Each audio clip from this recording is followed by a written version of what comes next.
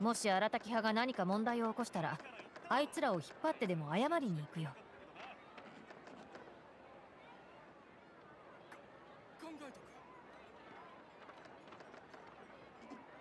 Hey, what's up, Clara? Spartan?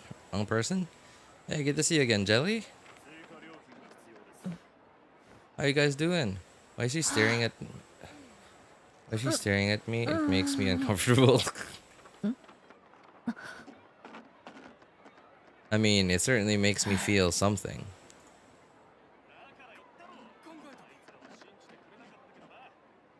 And I'm pretty sure it's not uncomfortable.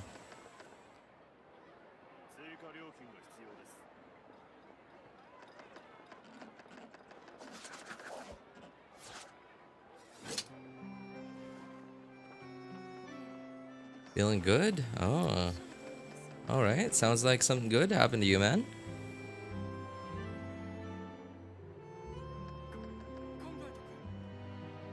Them thighs, though. Yeah, I know, right?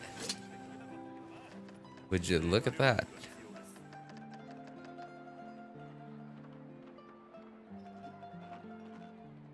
Reinstalled my hammock. What was wrong with it? Re-rolling Wuwa accounts?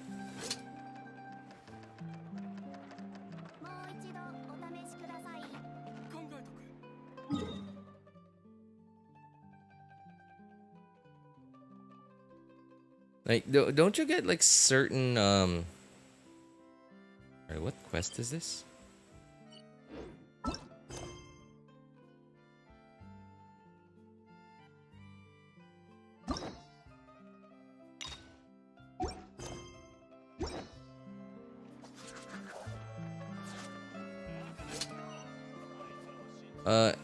Anyway, don't you get certain rewards for, you know, like the account that you pre-registered with? Like, aren't there supposed to be certain rewards that only accounts that were pre-registered get? Just gonna hang out in my hotel all day and went for some fast food. Wow, you know, that sounds like the life to me, right? Because like, okay, being in a hotel, cool, because you kind of don't really need to do any cleanup. It just happens, you know, sort of similar to like staying at a hospital, like being checked into hospital. Obviously, being at a hotel is definitely a lot better, but kind of similar, right? And in the USA, one is significantly more expensive than the other.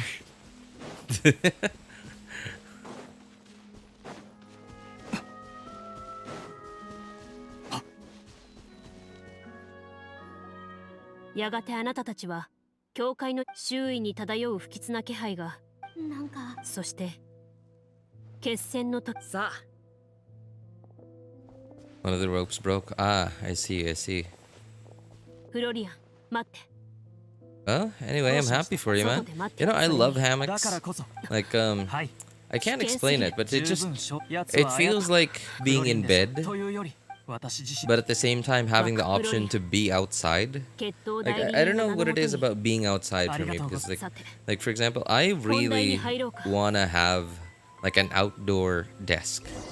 You know, like, and I want to be able to game outside, like not necessarily like outside, but not inside.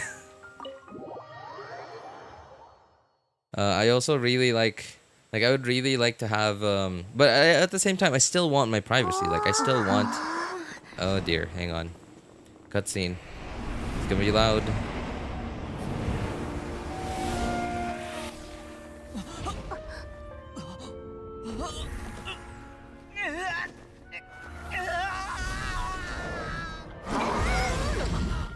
Okay. I think that should be quiet enough.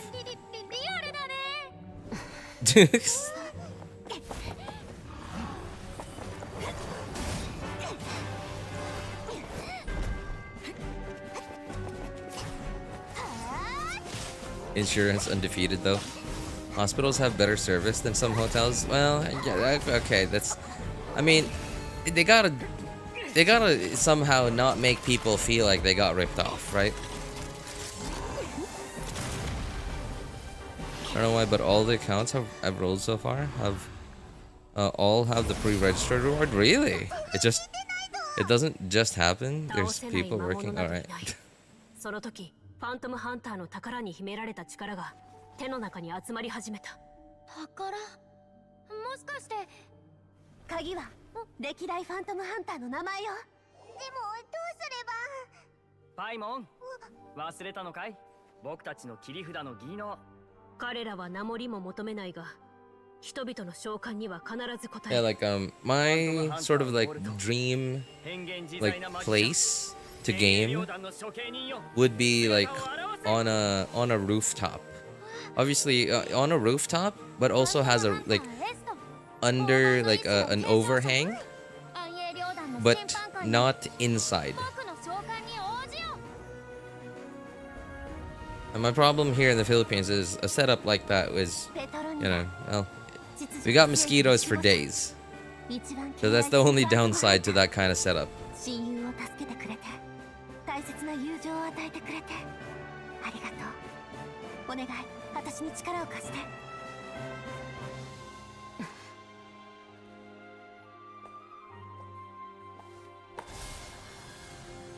我らファントムハンター、召喚に応じよう。 Are you hearing that? Like, when they say Marsha say hunter, like in Japanese they say phantoma or something. That's gotta mean something, right? Apparently Marsha say isn't a name. I guess it's a word that they've decided would be the name. 魔法使いも討伐された。その後、 But it also somehow still has a meaning. 心を支配されていた臣下たちは、己の犯し国を救った英雄である彼らの名前を覚えている者もいれば、何も知らず生き続ける者。これが不穏な影、人々の素晴らしい素晴らしいストーリーだ。特にさ、うん。そう。 What in the fire emblem is this フ cutscene? リーナ様、もちろんです。 Did you know that dollars would make そうですね。 you rich if you transferred to Philippine pesos?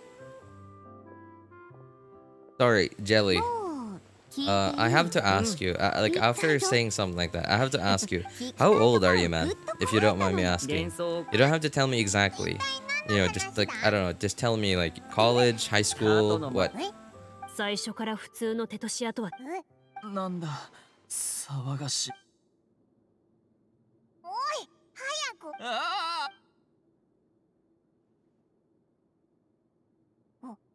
おいら、嘘をつ。ステージの上。そんな。恐れるにクロリンで。私はなれ。フロリアン、弁明するつ。私に言わせ。最初こそ。 11. Okay. あなたがファン。しかし。無論。 That's fine. I understand like why you would see it that way. Because when you convert currency, like instantly what you see are like, oh, I made the smaller number big. Right? And okay, sure. I guess. But then 現状復帰だ。本当にそれでいいのか？ if you buy 解放してファントムハンター if you のことを buy a 知らなくていい cheeseburger のかよ。 in the USA. それがファントム Anyone from the ハンターたちの USA over 選ん here? だ道だ。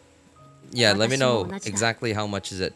これからも決闘代理人として役目を果たしていきた So いと思っている。 if there's anybody from the USA over here, ファントムハンターという身分を let me know exactly how many, how much it is あれ？ a 過去にファ cheeseburger. ントあ成功し、おそらく I'm having the opposite problem going from Canada to you. 先ほどありがとあ、まあ、その。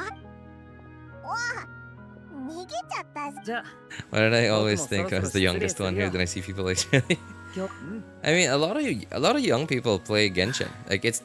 旅 right. 人 It's a very PG game. It's a very like wholesome kind of story. Like everything in the, 覚え you て know, おこう。 like 私は everything's like, そ oh, の質問 we love each other. 今宵 You の know, 静 like 寂は happy ending and stuff like 答 that. えの代わり。 And like all the dark stuff, like the underlying dark lore stuff is there's stuff that you can't really uncover on your own, at least not without help, or not without looking it up on YouTube or on the internet. Yeah, right? So like the fact that what was it about there was something about Ganoderma, like sea Ganoderma, the Kazuha's ascension material. That apparently sea Ganoderma were made from the souls of like certain children. Like what was it? I don't remember. I think it was like abandoned children or bad children. I forgot. It was something crazy like that. But then nobody would know that. Only the people who are really into the lore. Or people who are willing to dig through all the lore. Oh man, okay. Well, oof. Let me see. Darn it. Okay. I thought that was gonna be enough. Okay, I guess I'm still gonna have to do 2 dailies today.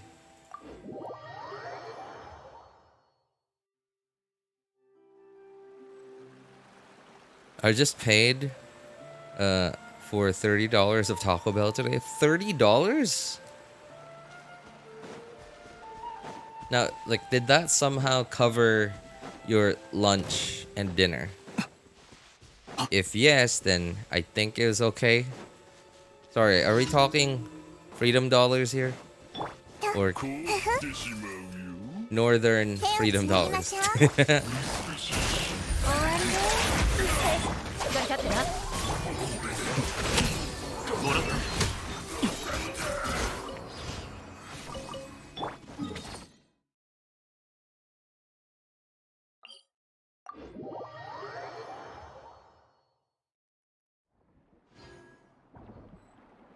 Anyway, man, I don't know if I should explain this to you, Jelly. I mean, okay, you know what? Just in case you're interested, or like if stuff like this fascinates you, I'm gonna explain it anyway. And if it's boring to you, then you're probably just gonna close out the stream, so it's fine, I guess. Anyway, it doesn't really work that way. Like, just because you turn a smaller number into a bigger number when it comes to money by converting it to another currency, then every person would just convert all their money into, like, I don't even know what the smallest currency is, but so a good example that I know of is like Korean won. The conversion rate is some crazy. I don't remember exactly how much, but I remember like either Korean won or Japanese yen.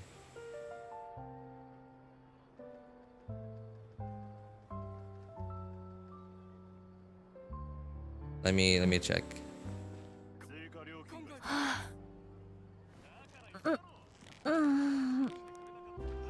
Okay, so Korean won is a smaller denomination. So $1 converts into 1,380 Korean won. So by that account, like, you know, if a cheeseburger is $2 in the USA, if a cheeseburger at McDonald's is $2 in the USA, like, what, maybe is it also 2 Korean won in South Korea? No, that's not it. It's New Zealand currency? New Zealand. What is it? New Zealand dollar?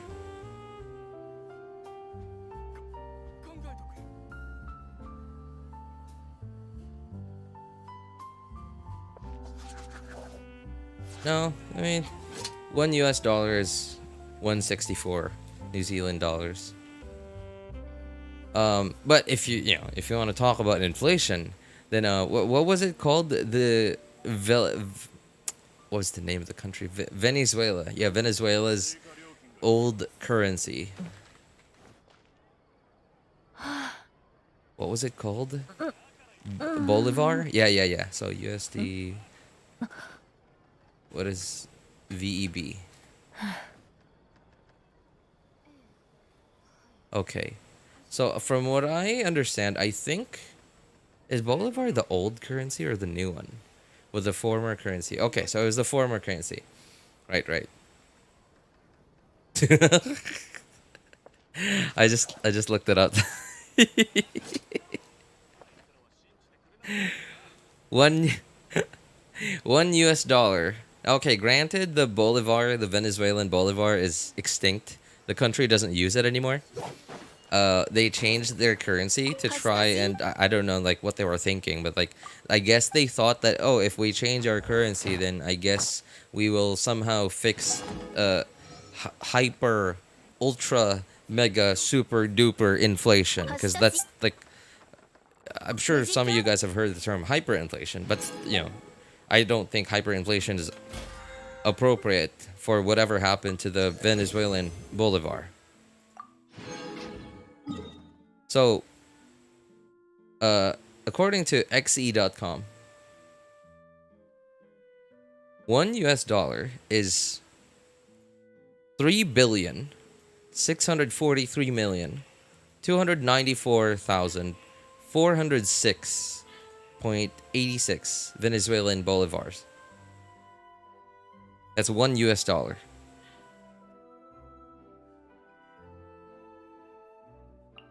Now, again, nobody uses this currency anymore.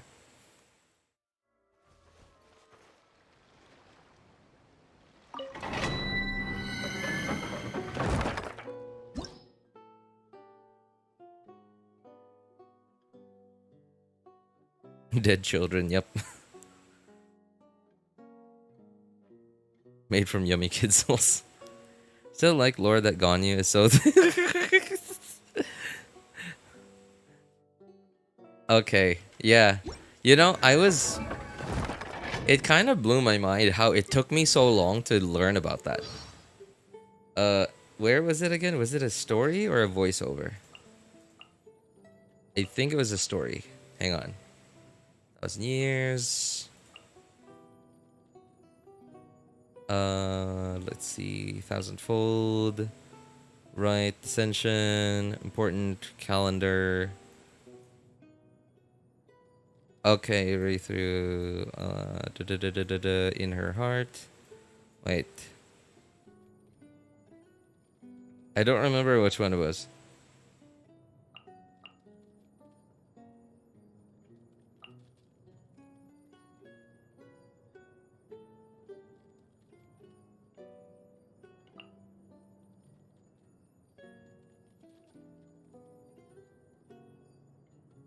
Which one was it? I don't remember.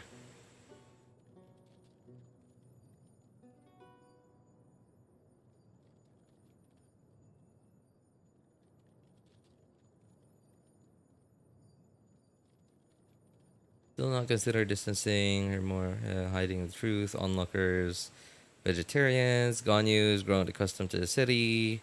Want to give up halfway during the Archon. Okay, oh there, there it is. There it is. During the Archon War, she once choked a giant monster to death with ease after getting lodged in its throat when it tried to eat her. Said monster having fatally underestimated quite how wide her waistline was.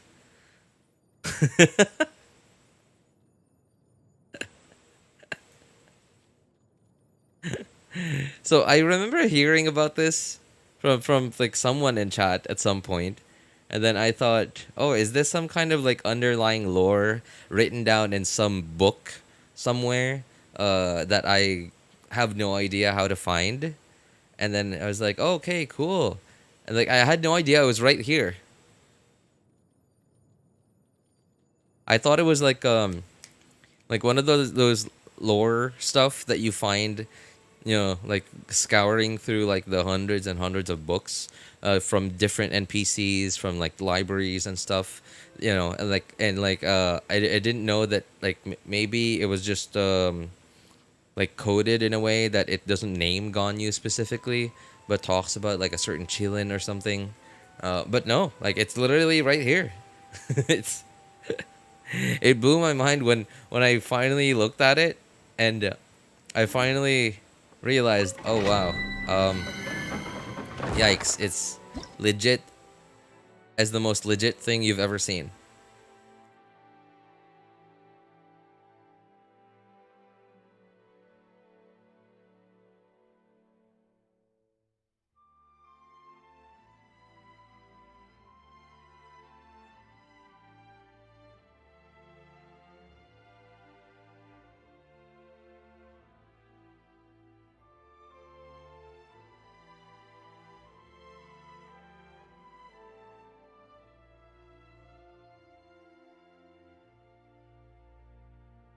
When is Furina? Probably in about 2-ish weeks from now.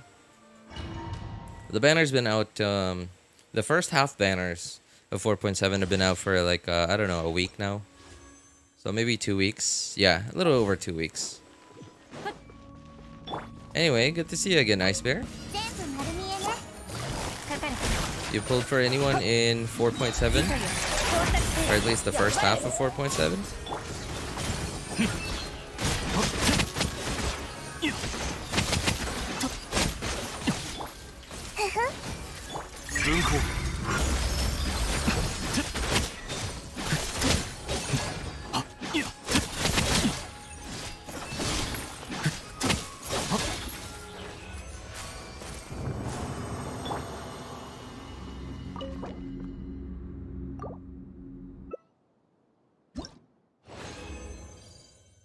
Hello, RJ. Miss me? Yeah, of course. I miss a lot of you guys. I got Alhaitham and just 2 pulls. Whoa, like 2 pulls from 0 pity, or just 2 pulls straight up?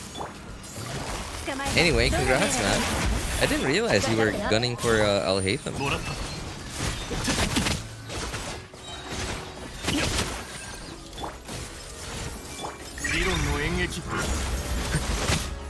I'm frozen.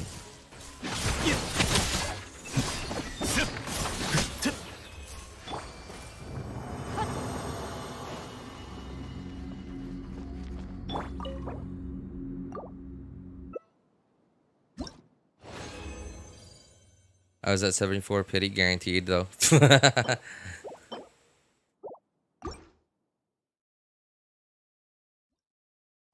I remember back then when some, usually not the larger content creators, they were usually the smaller content creators. They would upload their clips of like doing a random pull, and all of a sudden, like, you know, like again, like that overreaction from like supposedly getting a 5-star from one single random pull, when in fact they were at like what? They were like at like 85 pity and on guaranteed, and then like they pretend to be surprised that they, I swear I didn't expect this. Like they go like that, pretending that it was just a single pull, when in fact they were on guaranteed at 89 pity.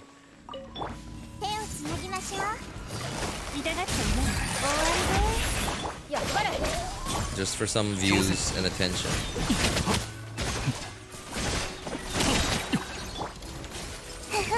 Well, I guess I can't blame them, you know, like if you're just that type of person who doesn't mind ruining your reputation just for attention.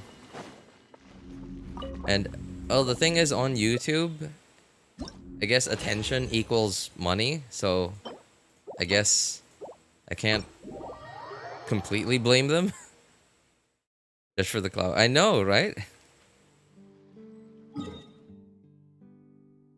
89 pity.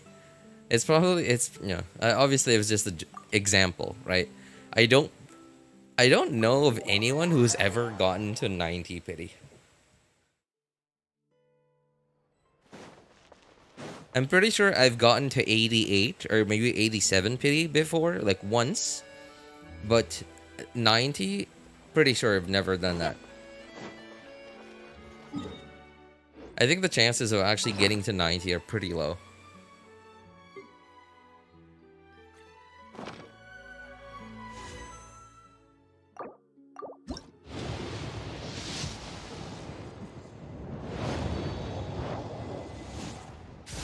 My unluckiest with 88. That sucks, man. 88, right? Like, that's the worst thing ever when you get to super high pity and you lose 50-50. Or you get to super high pity, but then you just, but that's after losing 50-50. So you didn't even, like, win 50-50 even after going all the way to almost super hard pity.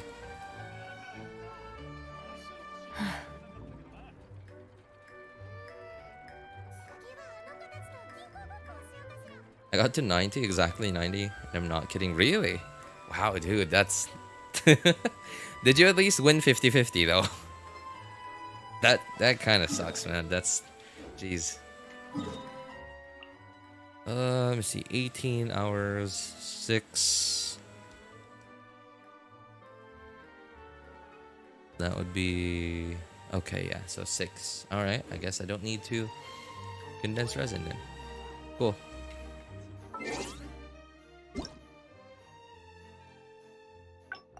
Oh, apparently it's Lisa's birthday today.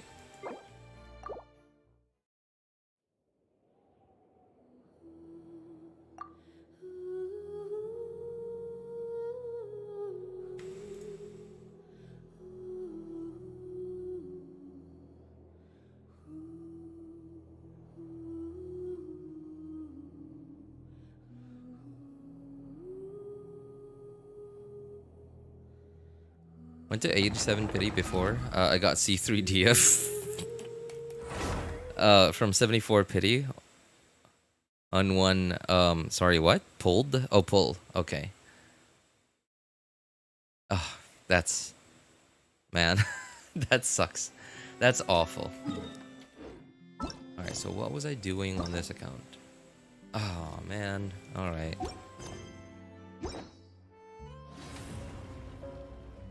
Okay, well, I guess I'll do the quest later on then. I'll do the event first.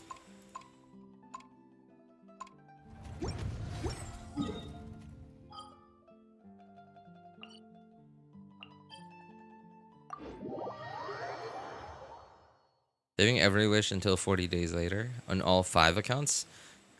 You have 5 accounts already? Why? Why do you have 5 accounts?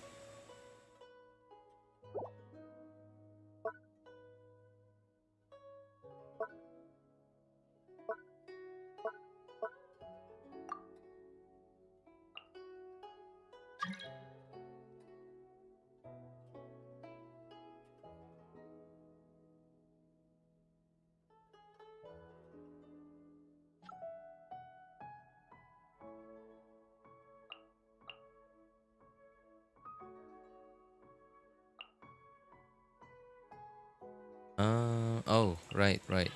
This thing. Cool. And then maybe some ranged units, I guess, would be good here.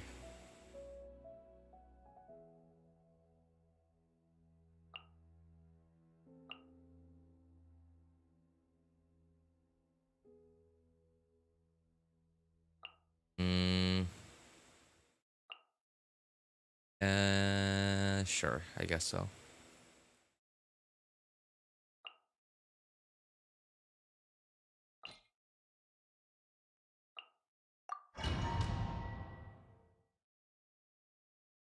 The airmats are OP. I mean, they're pretty tanky.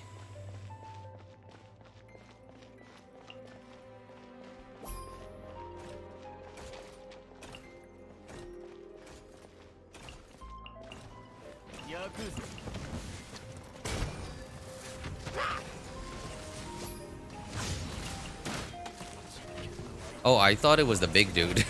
That's actually why I picked that thing. So apparently it was the small one.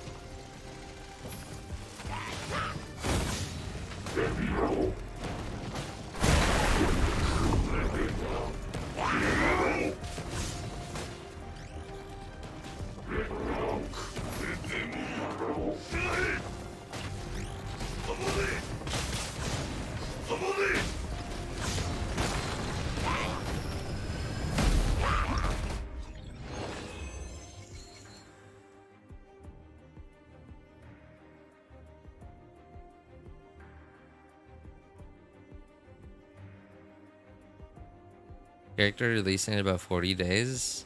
But oh my god. Wow, I've never heard you this I've never seen you this worked up before. Wrong person.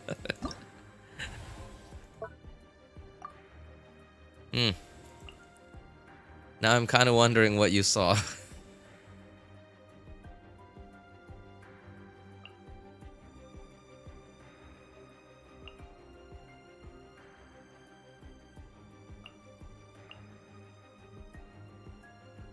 That's a lot of electro.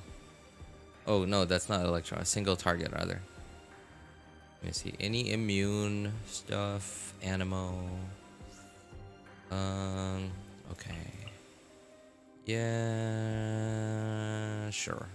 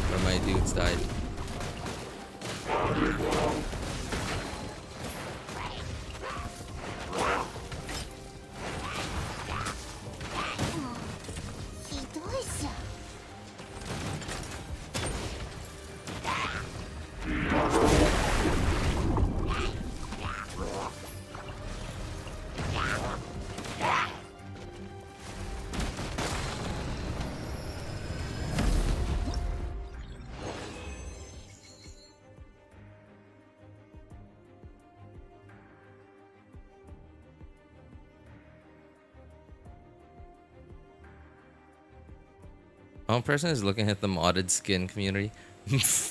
So, okay, why why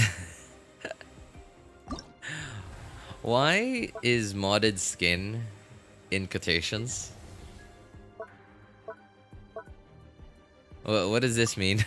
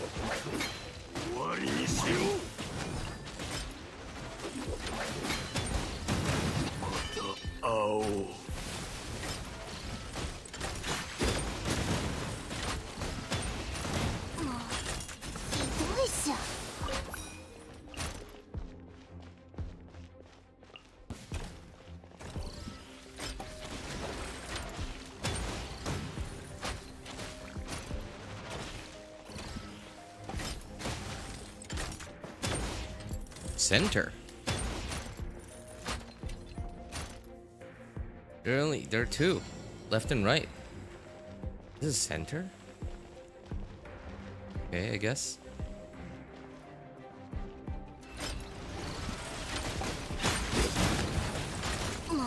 Wow, this robot dude is rocking.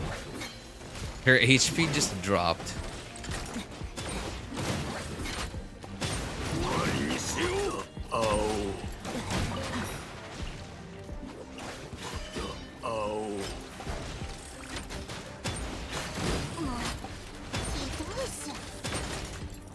Oh yikes, that's left, okay. A ruin guard.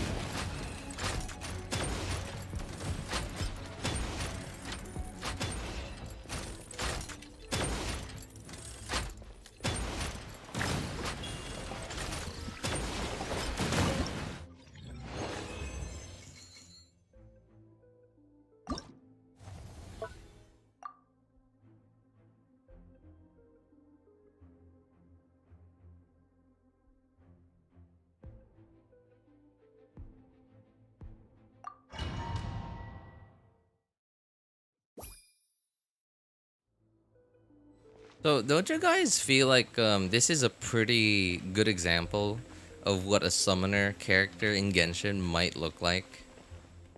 Like, look at this. I mean, honestly, I wouldn't mind a character like this. Right? Like, I'm not sure how well that would play out exactly. But I don't think it would be too bad.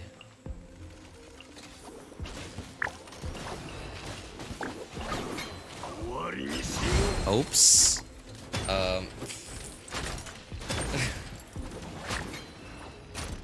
Just a weirder Furina, right? Yeah, because like, we already got characters that summon structures, right? Like we got Albedo, we got Yaimiko, Fischl basically was like the first one ever. Well, Oz obviously isn't a structure, but he might as well be. He's basically a turret.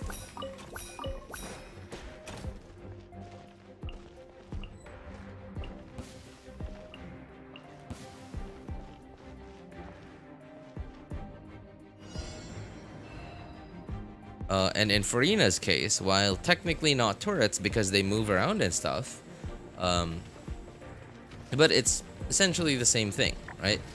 Instead of structures, they kind of seem more like summons, but you sort of don't really have any control over them. Or, yeah, and like you just place all of them immediately in front of you.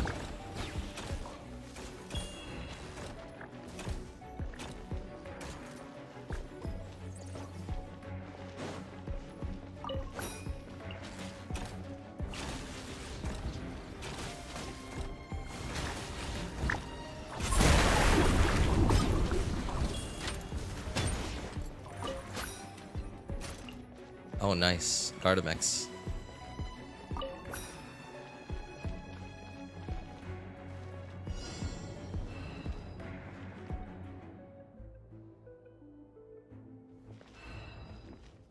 Idle Impact. I mean... I mean, technically, they've been making Genshin as casual as they could for like however long now. Right, so I mean, I don't see why they wouldn't do something like that.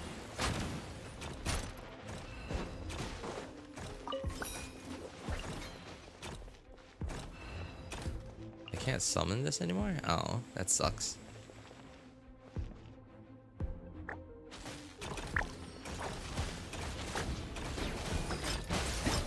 Oh, well, there they go.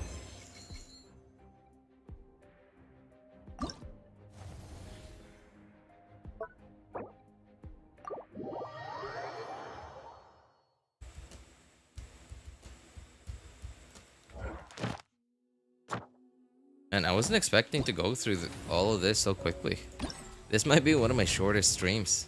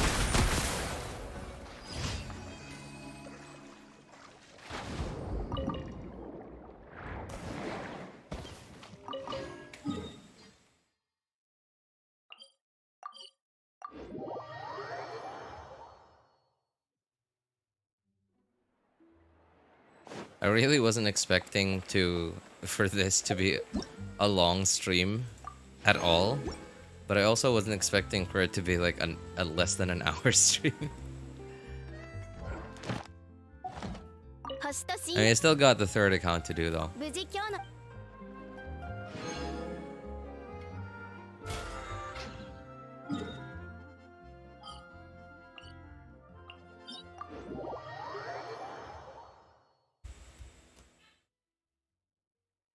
Have a riddle. What happens once a year and only twice in a week?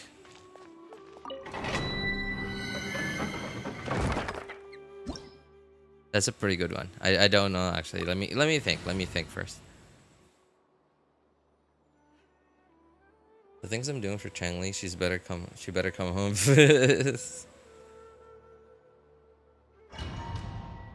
Yo, chill out, wrong person. It's a digital character. It's not a real person. Okay, I can't tell you that. I understand how it feels. Like I understand that you know, that's not something you want to hear.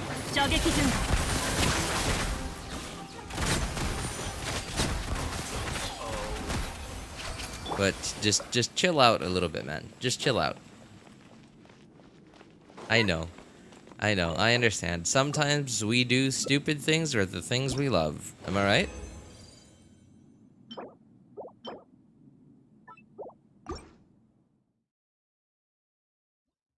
Since there are 2 weekend days, but only one day where the year ends.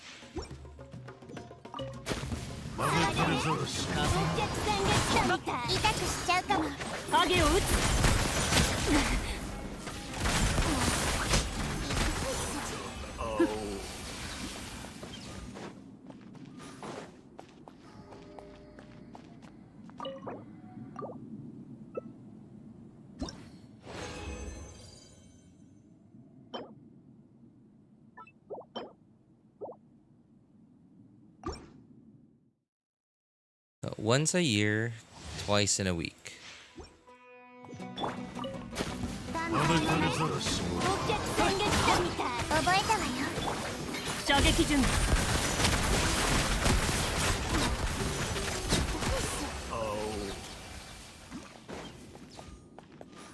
Once a year, twice in a week.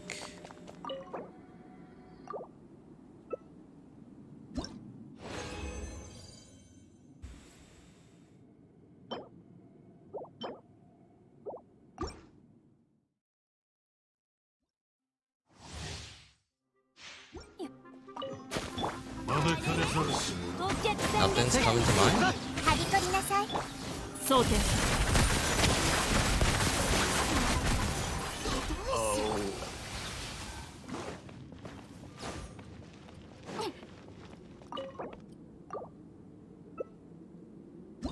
Oh, hey, what's up, Ems? How you doing, man?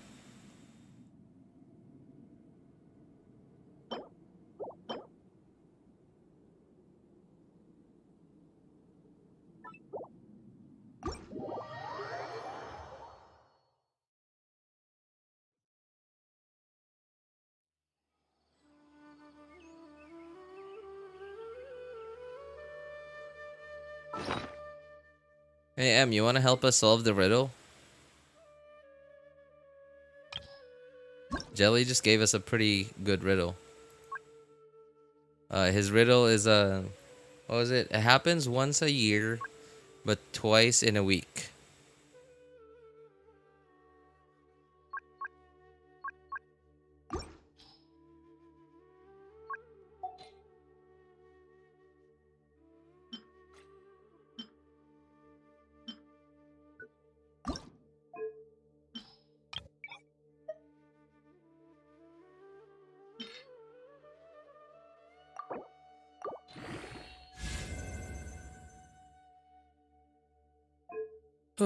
Well, not could have been better, but it's not completely useless. Certainly could have been better, but it's not completely useless either, so fine.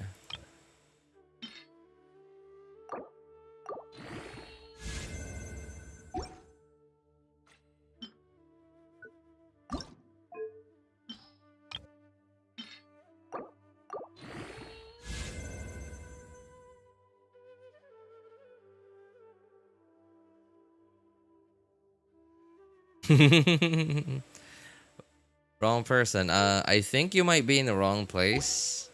You know, I think you might need some alone time, man. Yeah, it seems like you need some alone time. You know, just time to yourself where no one can see you, no one can hear you. Yeah, I think you might need some alone time.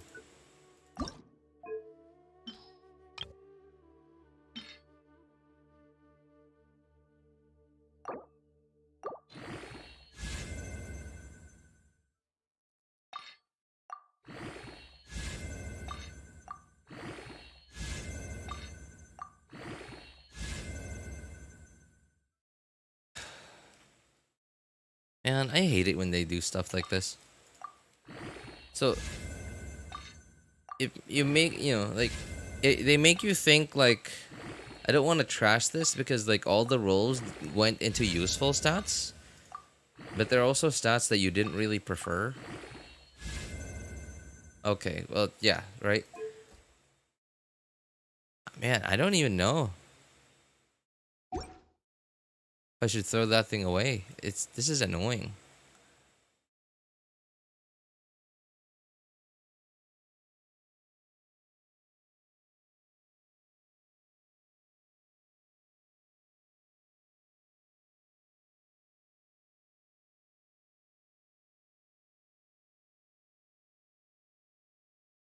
It happens once a year, twice in a week. E. Oh, that's pretty cool.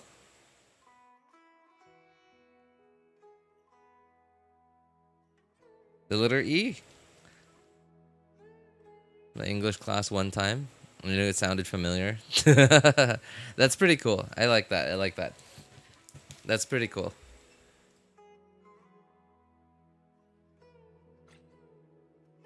I guess I'm pretty average then, because never in a million years would I have thought about letters or anything in the spelling. Like, all the time I just spent thinking about, okay, what kind of day is this? Is this some kind of holiday? Is this like what, a birthday? No. Yeah, like all, yeah, I never really thought out of the box. But that's pretty smart. I like that.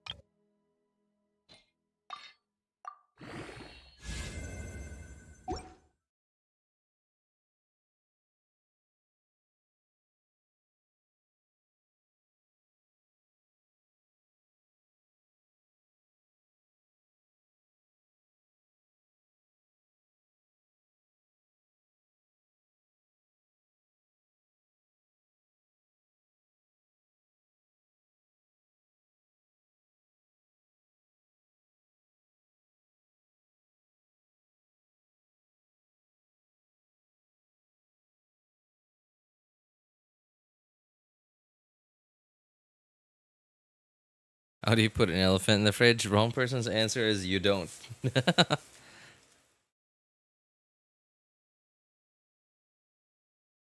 I speak without a mouth and hear without ears. Speak without a mouth, hear without ears. I have no body, but I come alive with wind. What am I?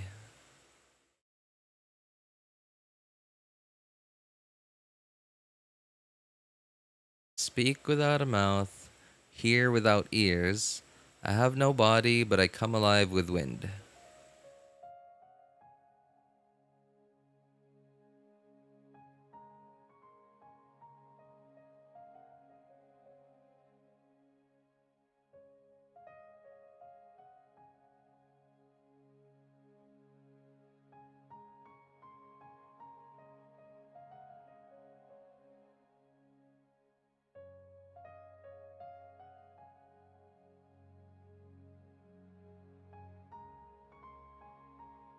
Chat RJ, the answer is chat. What?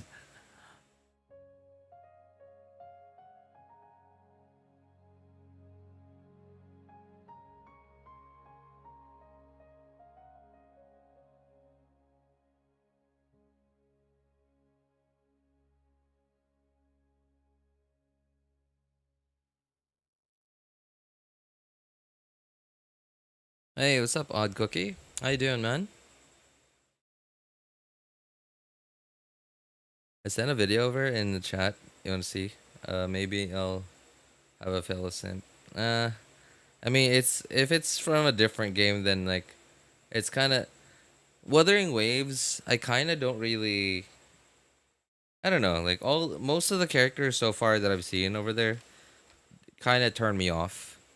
It just like I don't know if you remember what I mentioned yesterday, right? And I've mentioned this quite a few times on stream already. Like I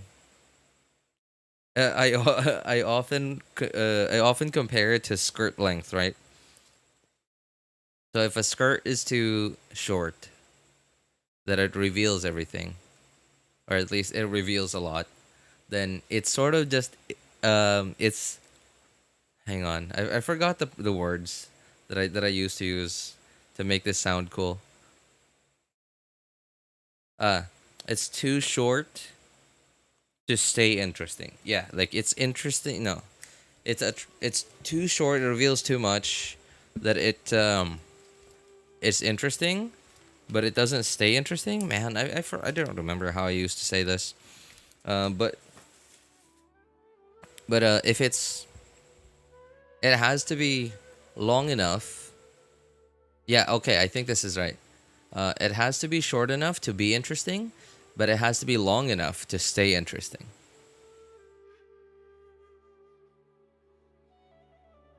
And the thing with Wuthering Waves character is that the skirt's too short to stay interesting. They just I don't know. They a lot of their character designs and like especially their splash art stuff. It's like they designed them. Okay, and I understand. Obviously, that's the intent, right? They just seem to have been designed just to someone someone used proper words. Like very appropriate words to describe this yesterday, and I don't remember what those words were. 運命のささやきが聞こえる。私の名を呼んでいるわ。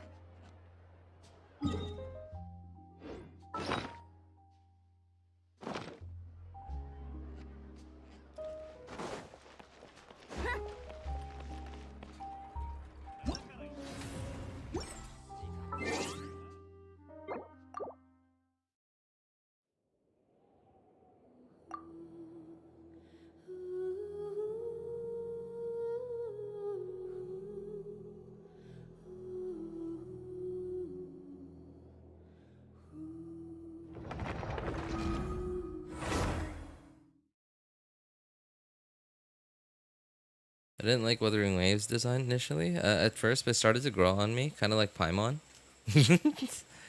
Wait, you like Paimon?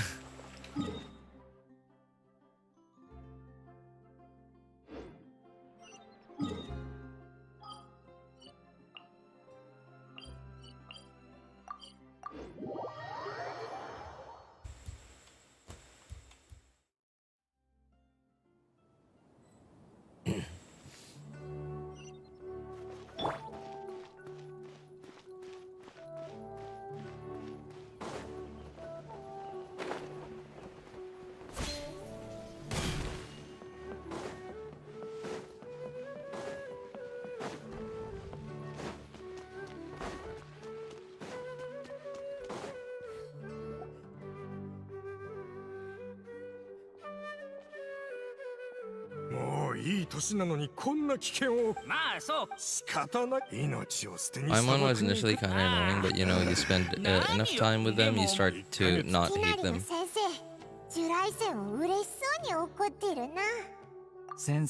I've never really I don't think I've ever really had an opinion about Paimon. I guess like the only negative opinion I have of Paimon is the fact that she says all of the traveler's lines instead of the traveler himself. But that's not really Paimon being annoying. That was a bit like that was a decision. Like somebody from the dev team made that decision, and that's not just Paimon being annoying. So yeah. 初めてじゃないぞ。もっと他人を頼れ。わかったか？でないと。これ、早く何とかしてくれ。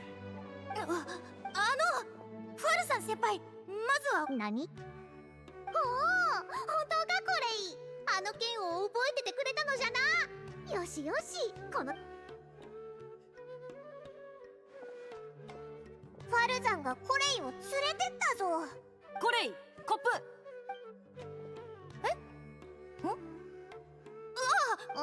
コップとは何じゃ？なんでもないよ。外にいるときは水を飲むのを忘れないようにって意味なんだ。I play on the Ian コ voice. ップはカフェに集合するという。なるほど。あと2人だ。I think the Japanese voiceover is a little funnier. I mean, like for Paimon, not necessarily the voice, but it's that like whenever Paimon gets like surprised, she makes that weird sound like quack. Like I don't know how to make that sound. Quack. It goes something like that. It goes something like that. And she doesn't make the same sound in English, and that's really the only thing that I like about Paimon in Japanese. 俺の見間違いじゃないよな。お前らここで勉強でもしてるのか？使い終わった資料を片付けてるんだ。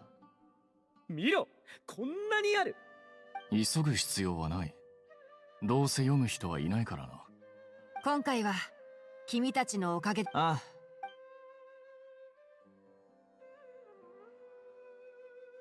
なるほど。I wish we could throw Paimon at the enemy like Amber's Baron Bunny and watch her explode.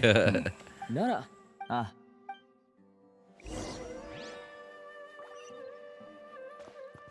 I'm sure I'm sure some what are they called? Private servers? Yeah, like I know that some people play on like Genshin private servers and stuff. Like I don't like, why is it a private server? Does that mean like it's actually online? Or is that just like they took all of Genshin's files and like they somehow made it offline? Like they somehow made it disconnect from Hoyo servers. Like is that what it is? But like for some reason like the term that I keep hearing people use is private server. So I guess it's somehow online or something. I don't know. But yeah, I've seen like some footage of people like be able to change like character models and stuff. I'm sure you could probably do that. I'm sure you could probably like if you knew how to do that, or if you did like these like private server stuff, you could replace the Baron Bunny character model with a Paimon character model. さて、家に帰る前に。そうだな。じゃあ失礼する。僕もお先に失礼するよ。また。私も30人団のところにお礼を言いに行かなきゃ。それとナフィスさんが It is online, but the server's different. You get caught, banned. Yeah, obviously, yeah. Account can also get easily hacked there. So your account, what do you mean? Like, do you have to use your like legit Genshin account, or are you saying like the account that you made over there?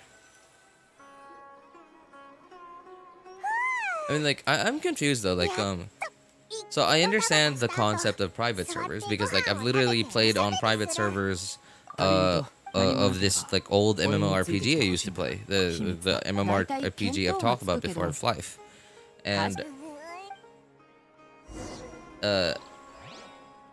but I don't get it. Like with Genshin, what is the benefit? Genshin's a single player game.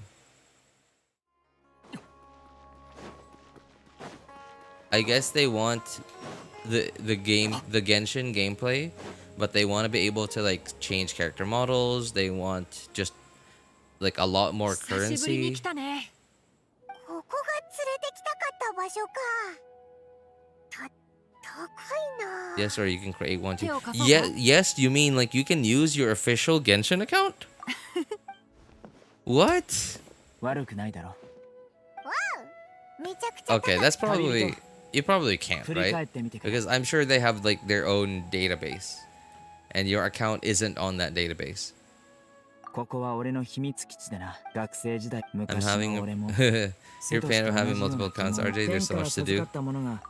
Well, at the very least, in Wuthering Waves, you can just skip the dialogue. The big problem though is the exploration, because obviously こ there's, こでおしゃべりしながら宿題を unless し if you て can たら somehow get Adam Sandler's remote from 今 Click, はありえない if you can do that, then cool. そんな But unless if you can do, you know, obviously you can't do that.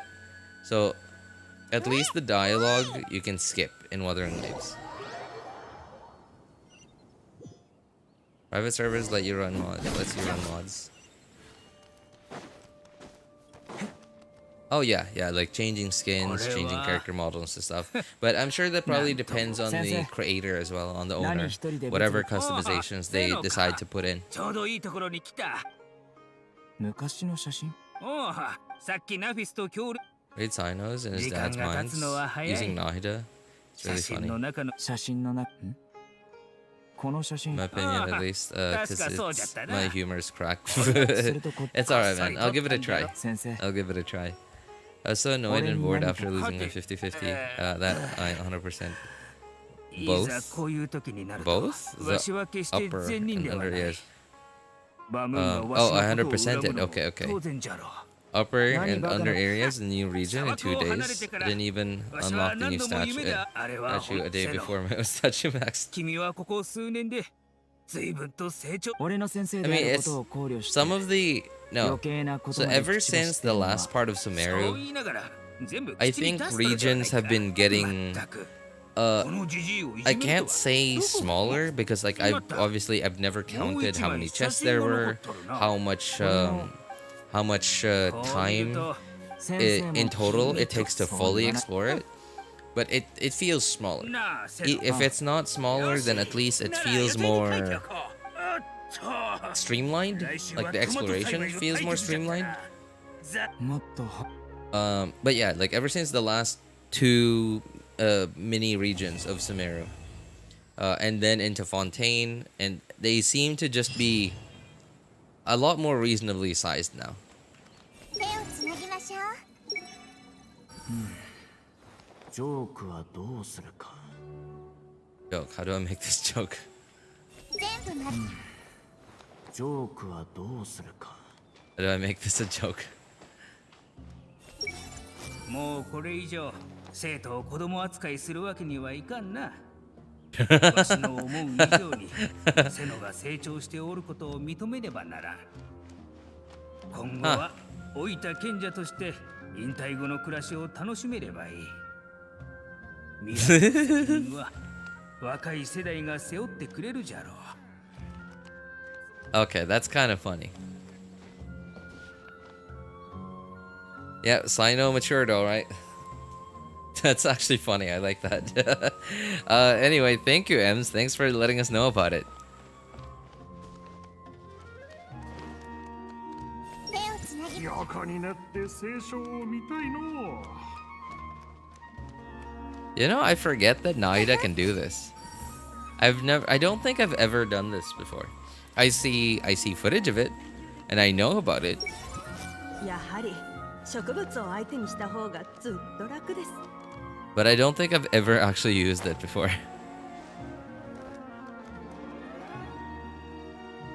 Lino matured into a boomer and started making dad jokes.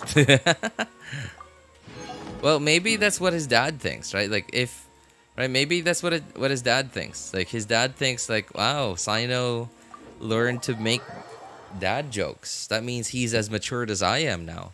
So I think it's fair to say that the future is in good hands. 無事今日の Maybe that's his thought process.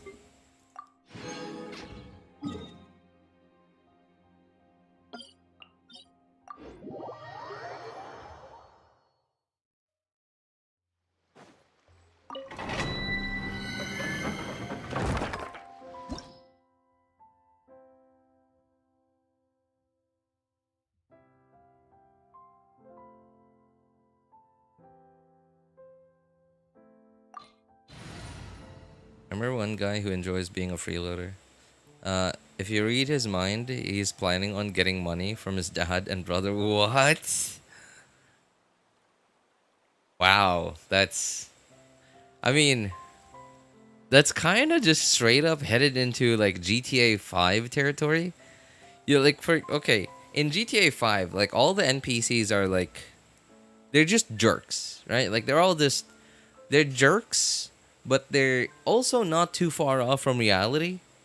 They're kind of like what the worst of the USA has, because like we all know that GTA 5 and like Rockstar in general, like, you know, and like the GTA games are sort of like they're like satire of modern day America, or at least, well, at least GTA 5 is like they're like satire of whatever era their game is at of the USA.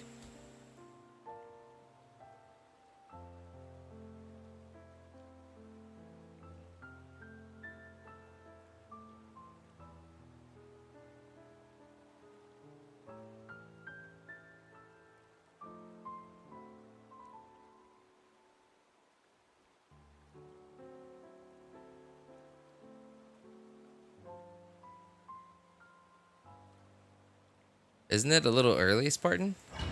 I just googled it and it's not here yet. I mean, like, is it different in different countries? I have no idea.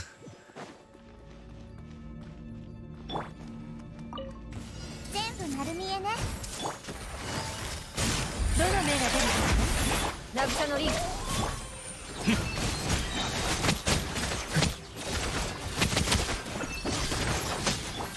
手をつなぎましょう。文庫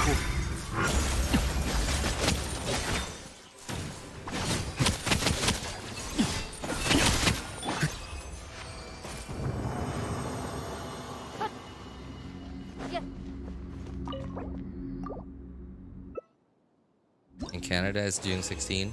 Yeah, I mean, like, that's what Google says. So I'm gonna assume that it's the same day everywhere.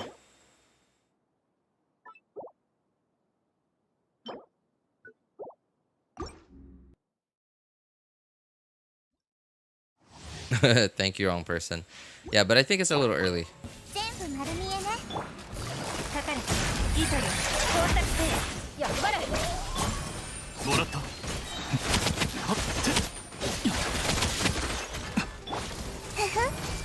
理論の演劇 Whoa! How did my HP go all the way down that much?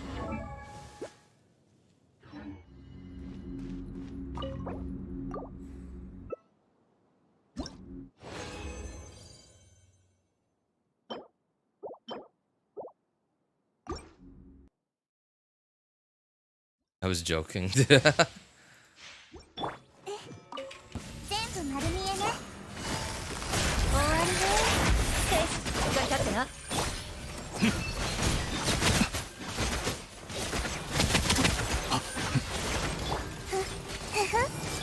三段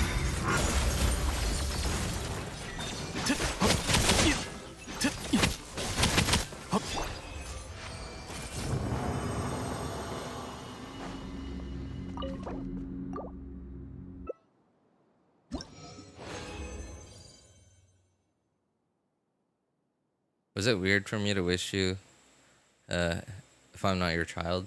No, it's actually normal. Yeah, like anyone you know who is like that, and you like if you just wish them that, then it's fine. It's just perfectly normal. 糸よ工作せえ渚のリンク。 強戦 Unless if you call me dad, then that would be weird. 文庫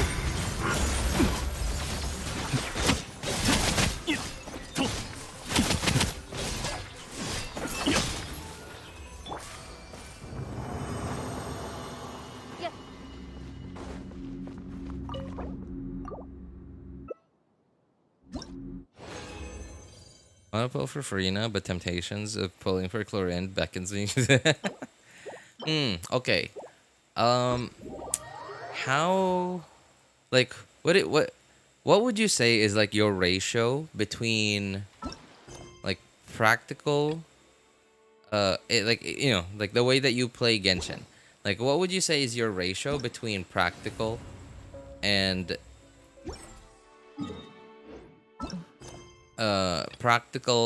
like pulling for characters you like?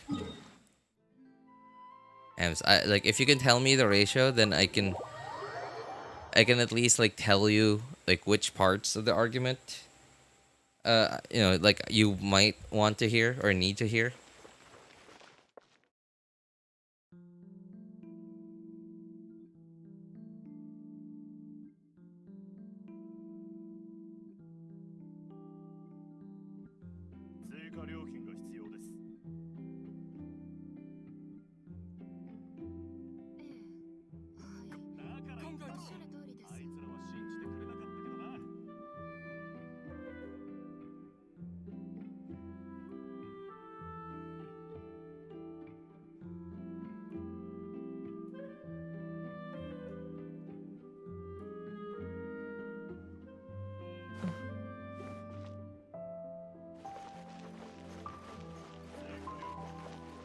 Honestly, I just pull for characters I like or find cute.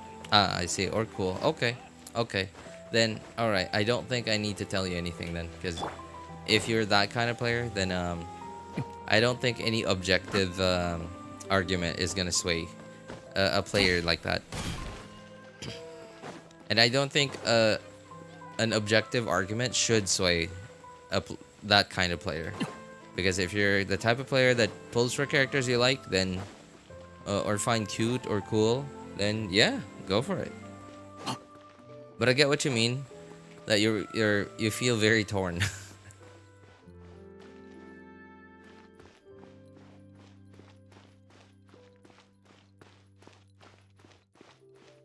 Furina is really only worth, I feel like, using golden, the golden March to say Hunter artifact set. I think you might have I think you might have combined the two sets in that domain, man. But you know, that would be really cool. Wouldn't that be? That would be a pretty strong set if we somehow had an artifact set in Genshin where it combines both the golden troop set and the March to say Hunter set. What server are you on? Are you asking me, Jelly? If yes, then I'm on the North America server.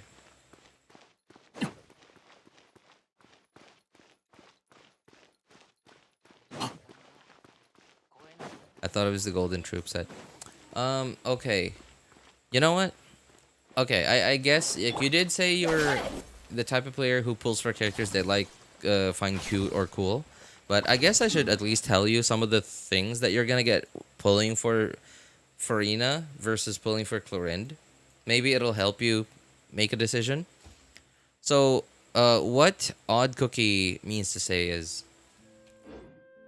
So, basically, what Furina does is when you have her... Okay, do I have her on the team? Hang on. I'm gonna switch her out. Or rather, switch her in. I don't think I have a team. Oh, I do. Okay. So, Furina has two modes. So right now, it's hard to tell unless like if you really look. But right now, I have her in the non-healer mode. She has the non-healer mode and healer mode. And when she has short hair and like a darker color palette, then she's in non-healer mode. She's like in attack mode. And when she's in attack mode, when you use your skill, this is what happens. These three come out. And those three attack enemies. Yeah, they attack enemies, and yeah, that's it. Like, and you don't do any healing unless if you have C4. But we're not talking about constellations here. So she's in attack mode right now, and Furina doesn't actually have a charged attack. If you do a charged attack on Furina, she does this. She switches modes, and now I'm in healer mode. And if you look her. Okay, so she still has like the dark blue stuff, but like her like coattail or whatever this thing is called It's white now, and she has long hair. It's like she put on hair extensions or something. And she's in healer mode, and when you press your skill, your summon changes into this. Now this thing doesn't attack at all. It doesn't apply hydro. It just heals. It's a pretty big area. Like let me see. Well, how far does it heal?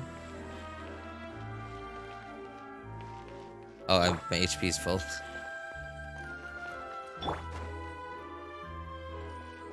Yeah, oh there. Right, so the area is pretty big.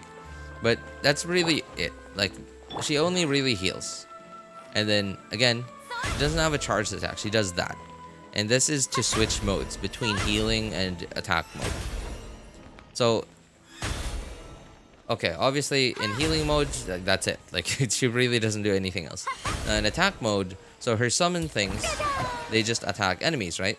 But then whenever those things attack enemies, your whole team, your whole team's HP, they take away a part of your whole team's HP. Let me see, how much was it?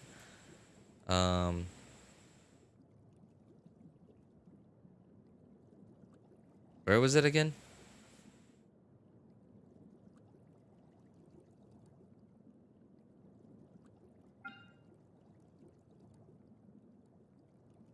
Where was that again? I forgot. Like, there's a certain amount of HP. It takes away a certain amount of HP from your whole team every time one of those dudes attacks.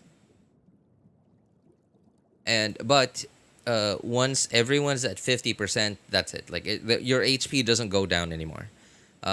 So, okay, question. But why? Like, why do you want to do that? And that's because of Furina's Burst. Because Furina's Burst gives you a damage percent buff.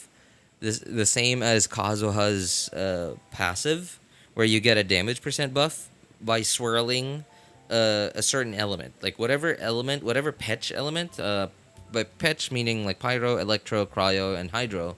Whatever Petch element you swirl with Kazuha, you get a damage percent buff depending on how much EM your Kazuha has. In Furina's case, it's slightly different. It's not reliant on EM or any stat whatsoever, but it's reliant on how much your whole team's HP changes.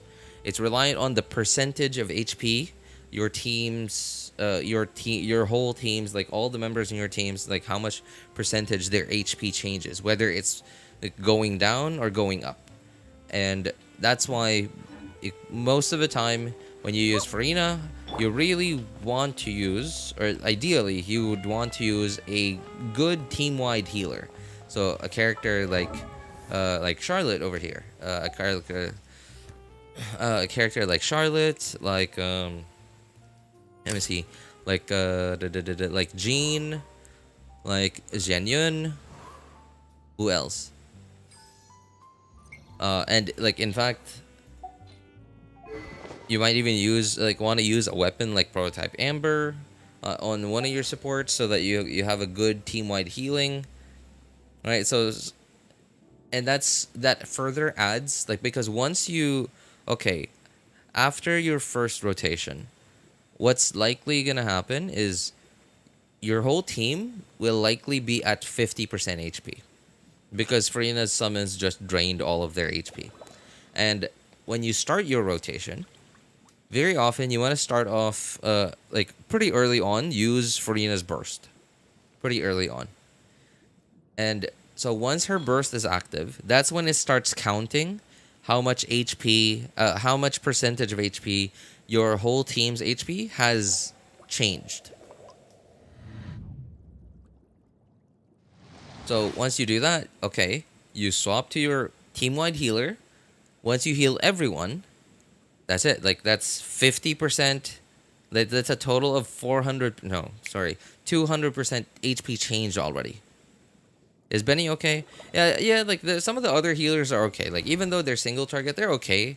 But I didn't say you needed to run Furina with a good team-wide healer. I said it would just be ideal. So because obviously Furina's burst has a duration. Right, it has a duration, and once you activate it, it starts counting how much total HP your team has changed. Now there is a limit to how much she can buff, and I believe hang on, I don't remember the numbers anymore. Was it a passive? I don't remember.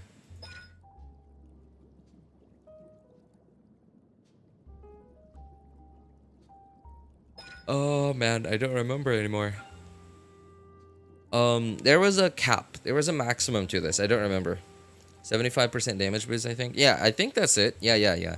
Like once you get to like there's a cap on it, there's a limit. So ideally, you want to reach that maximum as quickly as possible. And having a really good team-wide healer, like as soon as you burst on Furina, swap to your good team-wide healer, heal everyone. More or less, I think that maxes it out. Because like I forgot. Okay, I really don't want to have to go through all of this all over again. But from what I remember, I think changing or like HP adjustment or HP augmentation. Once you hit like a total of 200% for your whole team, I think that maxes out Furina's buff. I'm not sure. I forgot the numbers, but yeah. If not, then at least that comes very close. Which means you're gonna be sitting with more of Furina's burst uptime at your maximum buff.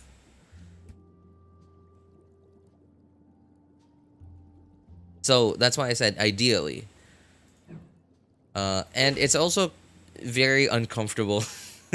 It's also very uncomfortable to be running like your whole team. Like your whole team is at 50% HP, whereas you only have one character that's actually at a comfortable amount of HP, whereas the rest of your team is at 50% HP.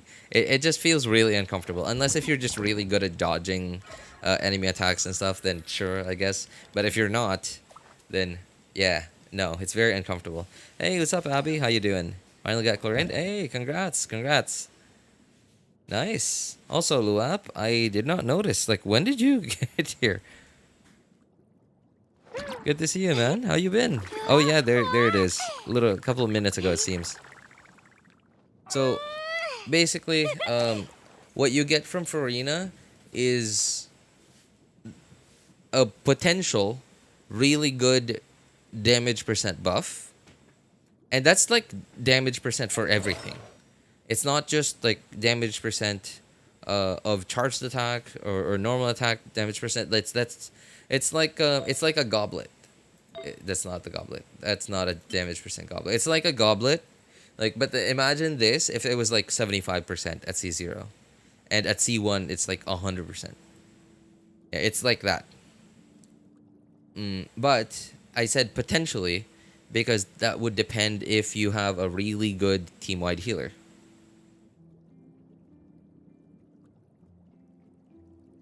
Alright, I finally caught you. How's Genshin and why do you have 70 million? Hey, what's up, Gray? Long time no see. Like, really long time no see. How you been, man? Why do I have 70 Mora? Or 70 million Mora? You should have seen my second account, man. Yeah, like, really. You really should have seen my second account. But, well, once you hit AR60, it kind of just happens eventually. It's not really the only reason why. I guess the main reason why is probably because I'm so stingy. Like, look at this. So, okay, I finally, like, level 90'd some of my characters, right? But mostly only the characters that I use a lot. Or the characters who benefit a lot from getting to level 90. And in my case, so obviously Nahida with the EM thing, Venti, Kazuha, the swirl stuff, Ganyu, okay, I use her a lot. Furina, she's an HP scaler, and you kind of get a lot more stats when it comes to HP scalers compared to attack scalers. Not necessarily that you get more stats, like I think that's the wrong way to put it, but the amount of HP you get compared to like their scaling, like their damage scaling via HP, is a lot higher compared to the amount of scaling that you get from attack scalers because you get so little attack. I think the proportions, right? Like the amount of total base HP that you get is about the same as the amount percentage of base attack that you get from leveling a character from 80 to 90. But because attack scalers have a lot more sources of attack buffs, they've been like their multipliers have been decided and mathed out in a way that they would be slightly lower than HP scalers, because there are so many more sources of attack buffs. Whereas HP scalers have higher HP scaling on their damage because we don't really have that many HP buff sources. RJ owns Northland Bank. You know? You probably couldn't own a bank just with 70 million of, I don't know, like let's say if you owned in the USA, for example, I don't think having $70 million is enough to own your own bank. Like especially if it was private, if it was privately owned and like you are the sole proprietor. But probably I could at least probably be on the board or something, or at least like a pretty significant investor. I don't know, maybe.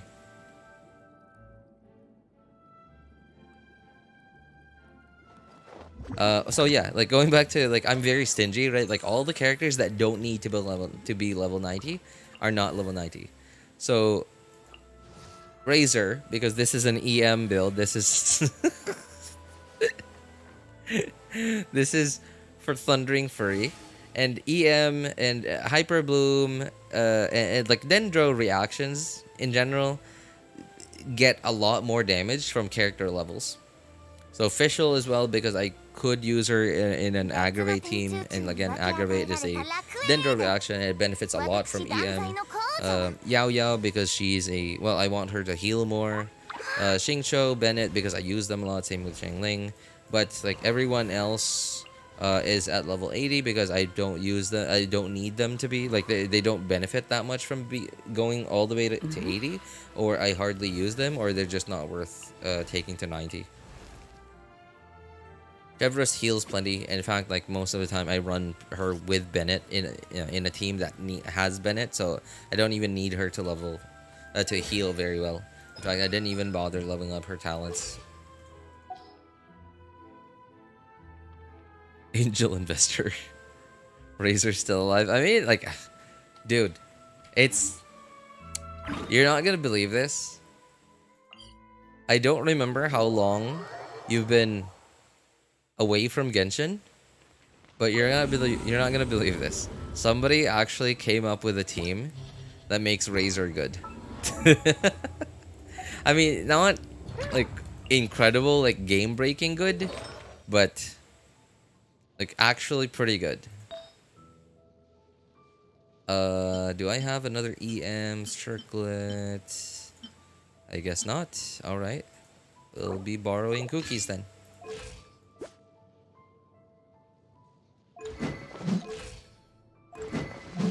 Is that right? Yes. Okay, that is correct.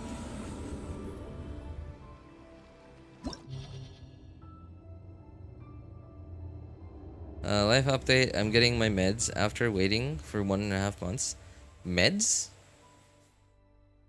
If they're meds, and the fact that you've been waiting for them for quite a long time means that they're not like life-saving meds. But like, what kind of meds are those? Genuine slander? I mean, okay, so like I said, right? Attack scalar multipliers are like they've been mathed in such a way that they're balanced, including all including many, or if not all, then at least a lot of the available sources of attack buffs. And you kind of don't really get that much more damage from the little attack that you get by leveling Genuine from 80 to 90. Or at least I like to think so. I don't know how to do the math myself, but I don't know. It just feels like that to me. Like, I'm a feels crafter, okay? I'm not an actual theory crafter. I don't know. I don't do math. Anyway, so yeah, let's let's put that team together. What was that team again? Okay, so you, and you. All right. That level 20 kaching. I mean, I learned my lesson. That's all I'm gonna say. Oh, I was too slow. Okay, I couldn't keep the guy from dashing. All right, let's try and do better this time. Okay, there. I prevented him from dashing. 全部丸見えね。私のお家にいらっしゃい。大ウルコ、この件はわかるかい？燃えろ。みんなは俺が守っ。よっ。ひゃ。は。よっ。は。や。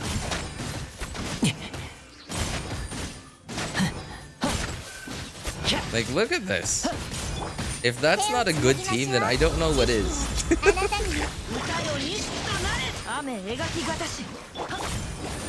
みんながそばにいてくれ。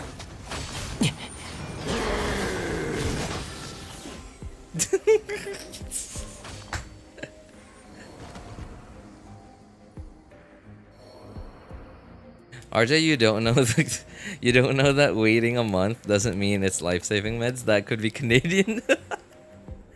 Oh, you know, I don't know much about like the situation, like the medical industry situation in Canada, but I have at least heard that much, that like not just medical, but like I keep hearing that stuff in Canada isn't as bad as it is in like the USA, like, you know, in unfairly expensive medical care, stuff like that. But I do often hear that like actual important stuff in Canada takes forever to happen, like politics stuff, medical stuff, insurance, stuff like that. That's sort of what I hear from Canada. Anyway, yeah. So the level 20 kaching, I've learned my lesson. I put in so much effort into trying to make kaching my main DPS on my main account, but this was way back then when I didn't know as much about the game as, you know, as I do now. Plus Dendro didn't exist back then, and we had very different tier lists back then. We had we had separate tier lists for healer and a separate tier list for DPSs. And back then, Kaching was the number 2 DPS. So that's why I put in the effort. But then as I kept doing it, I just realized Kaching's just terrible. And I stopped. Thankfully, I learned it way before I even got the chance to even invest anything into her on the second and third accounts. It's like a feeling tuner. Feeling tuner? I don't know how to word it, but it's like so I feel less empty, I guess. Oh, wait, what? Is Razor good? Cause Dendro, you're right. I haven't played in a while, but I'm curious if Dendro is still meta. To be honest, I miss maining Diluc. You know, I miss maining Diluc, and that's literally why I got this character. Sorry, I forgot I can switch teams now without leaving Abyss. Darn it. So like, what does that mean, Abby? Like, it sounds like meds to help out with depression? Is that what you're saying? Are you okay? Have you looked into Skyward Chi-Chi Clorinde yet? Oh, I looked at the video, and I didn't give it too much thought, but I like in the end I understood why it made sense, because like, so I actually did not know this. I knew that some of the other Skyward weapons, like Skyward Atlas, yes, I think Yes, it was Atlas and Skyward Pride have this like physical procs thing, but I didn't know that Skyward Blade had it too, because it doesn't say in the passive. It just says the character wielding it uses their burst, then like the whole team gets a speed buff. And like even though the normal attack damage bonus was there, I actually never. I might have read it at some point, but my brain probably just, just didn't bother to even remember it, because at the time that I read it, nobody probably could take advantage of it. Now I get it. It actually works really well. Like the ER though is I think a kind of wasted stat. I don't think Clorinde needs ER. Like maybe she needs a little, sure, but 55, I don't think so. But the normal attack bonus, the attack speed, sure, I understand. And I think Chi-Chi's only reason in there. Well, okay, so I remember hearing the explanation, and it was so okay. Cryo, super, and okay, Clorinde's electro. So superconduct means Fizz Red Shred, which means the physical procs from Skyward will do a little bit more damage, but they hardly do anything in the first place. So like how much more really are you getting?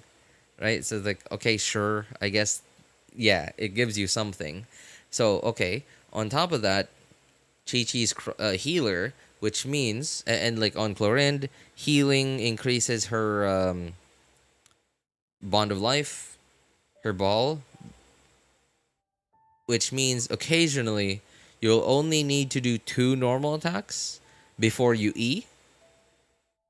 But then like Chi-Chi's healing ticks aren't very frequent.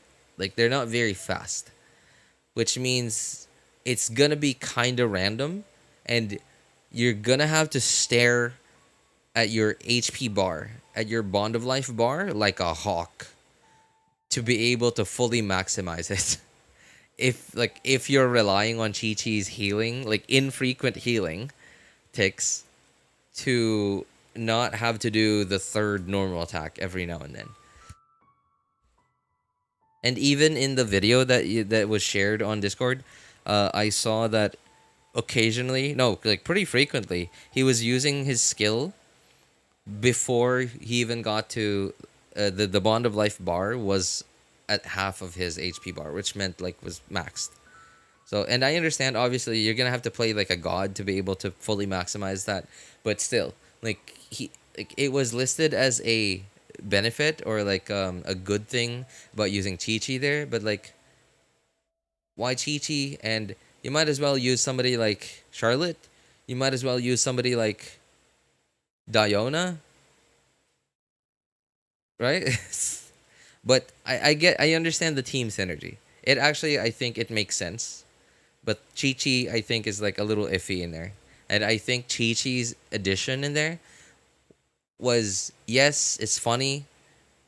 And yes, the people who like Chi-Chi finally have one more reason to use Chi-Chi. Even though I think it's kind of copium. But I think another important reason why Chi-Chi's in this team was because it would get a lot more attention a lot faster. Because people would meme about it. But I'm not saying that Chi-Chi's bad in that team. I'm just saying I don't think Chi-Chi's the best choice.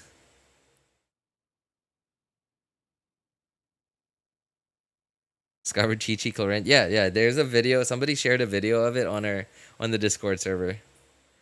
Y'all, I'm gonna hit the hey now. Good night, y'all. Alright, hey, thanks for hanging out with us for a bit, Ems. Take care, man. Physical Kaching? I tried Physical Kaching too. Now, the worst thing about it, Thriller, was I tried Electro Kaching and I tried Physical Kaching, but Kaching was the only DPS that I thought I had at the time. Remember, this was way back then when people didn't know about Shangling, people didn't know about Shengqiu, people didn't know about Bennett, people didn't know about even physical Crescent Pike Shangling.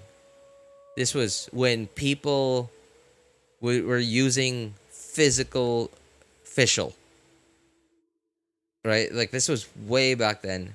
And my problem then was I wanted to farm Thundering Fury pieces, or at the very least Thunder Soother pieces.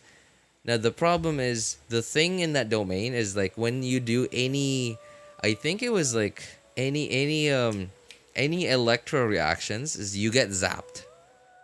And it was at the time it was quite a significant amount of HP. So whether I went electro DPS or I went physical, I would have to be doing superconduct, and electro there would always be a chance because there was a cryo thing, like a cryo buff in the domain. I think you were guaranteed to still do superconduct, which meant I would still get zapped regardless. So it was just awful. It was not a good time. And yeah, I think that was like what made me think to myself, never again with Kaching.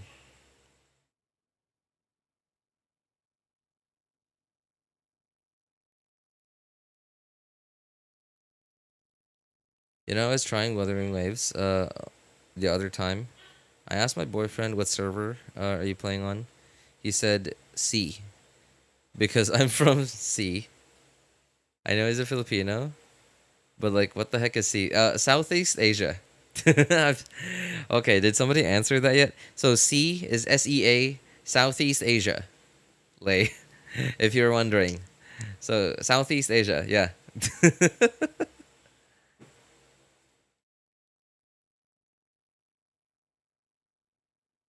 Kaching charge attacks are what makes me hate her with every cell of my body. They are super annoying because Kaching, when she does a charged attack, she takes a step back, but she pushes enemies forward.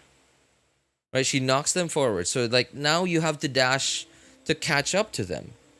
And that doesn't even include overload stuff, right? So like if you're overloading plus the whole Kaching stepping back and knocking enemies forward, you're going to have to do a double dash every time you do a charged attack.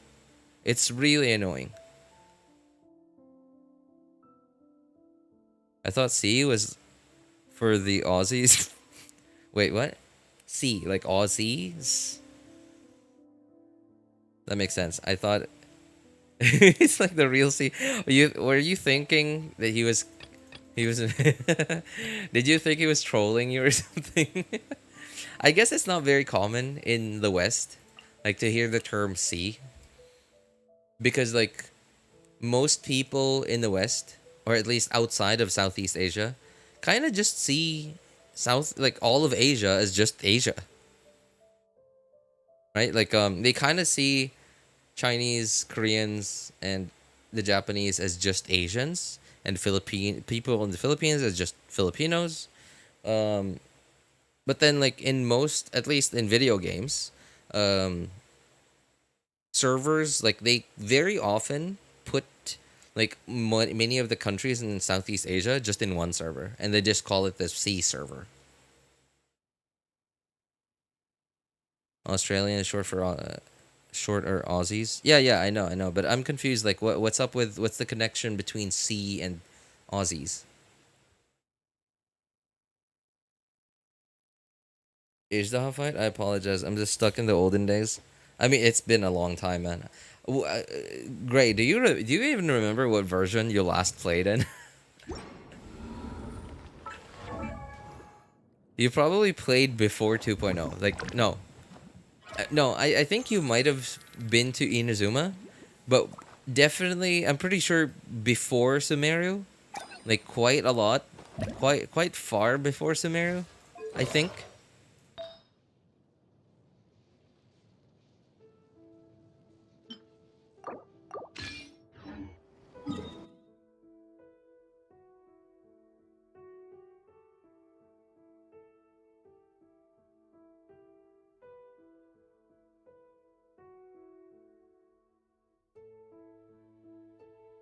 C is better than Asian server for Indians? What do you mean? Like in games in general? Don't really understand the scale of Asia. So from what I remember, like isn't like a huge chunk of the world's population in the continent of Asia?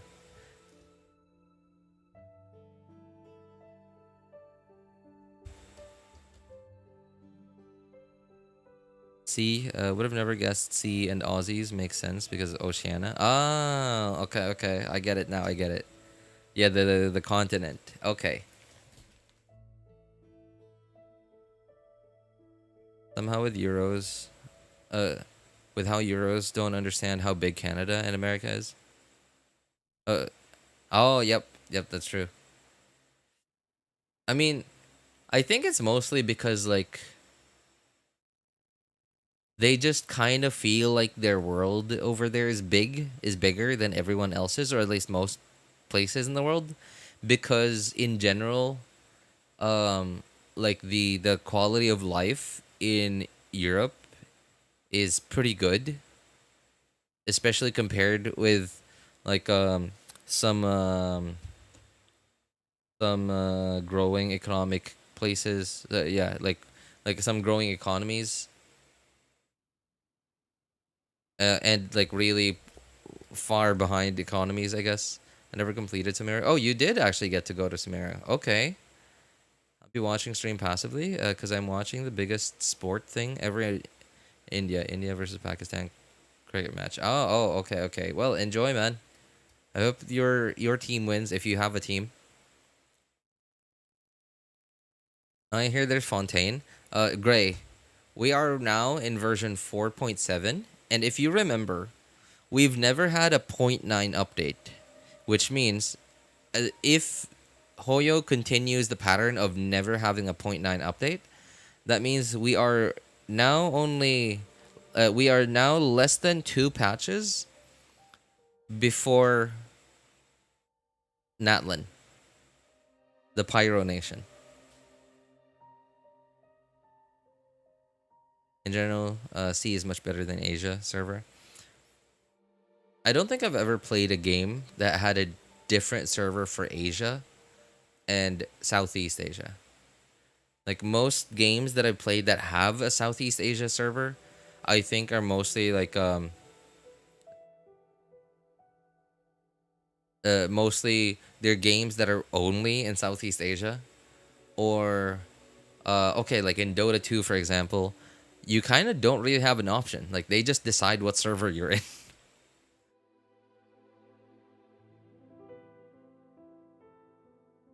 Asia is most suitable to live. Easy farming, good climate, and everything. Yeah, yeah, I guess so. I guess so. That does make sense. Yeah, like a lot of the land in the countries around Asia just have just really good farming. Just are very farmable, good climate, and all. Yeah, that's true. Although we might not want to say that to Japan and South Korea.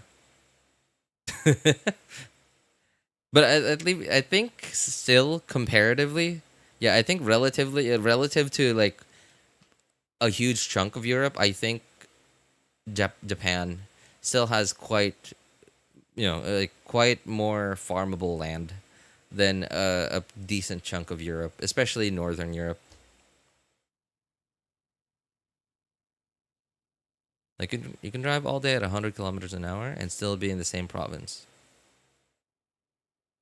Oh, like yeah, in China, yeah.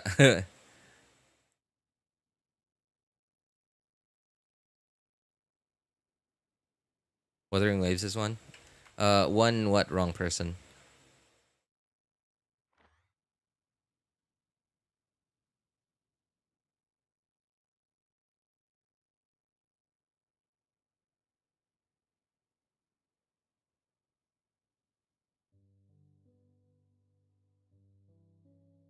Hey Jelly, is that supposed to be some kind of coded message? Are your are your CIA buddies listening in? Or like yeah, are you guys communicating with your like CIA buddies through coded messages in my stream?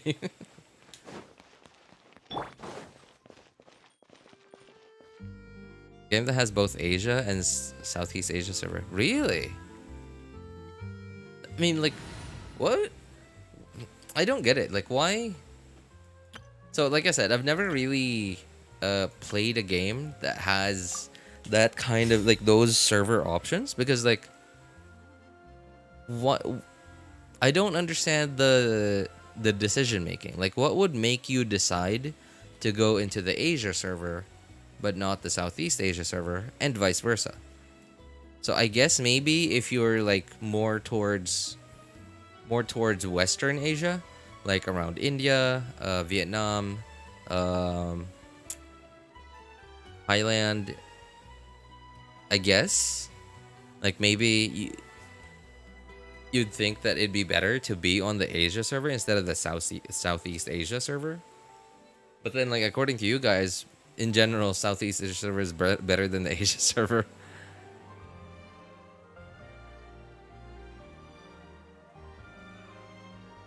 Where's the global server?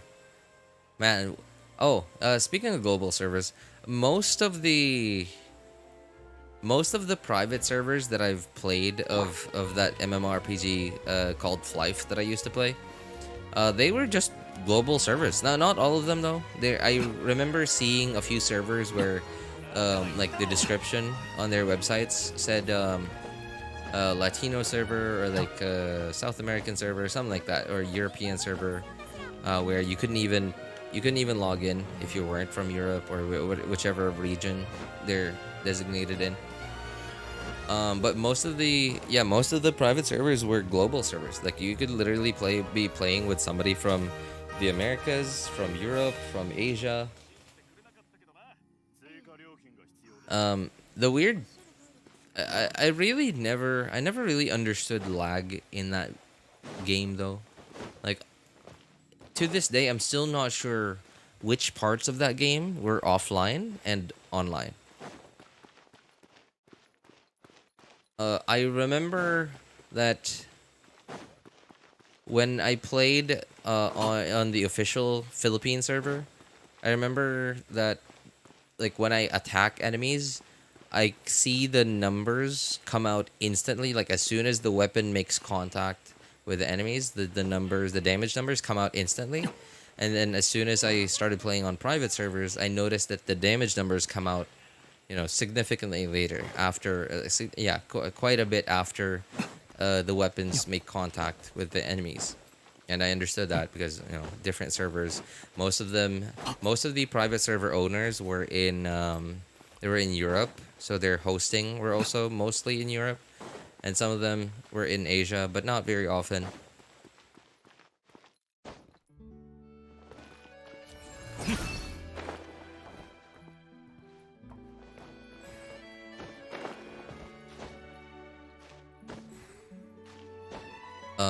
But like in PvP, I guess, like, the only advantage, I guess, yeah, like, nobody really had an advantage over the other in PvP in that game, because because how far you were from each other physically would reflect upon both of you. So your damage would come out at the same delay. Like, you would have the same delay before your damage came out when you were attacking the other guy. So in PvP, like, everyone was sort of equal with each other. Not with everyone, but with each other at least.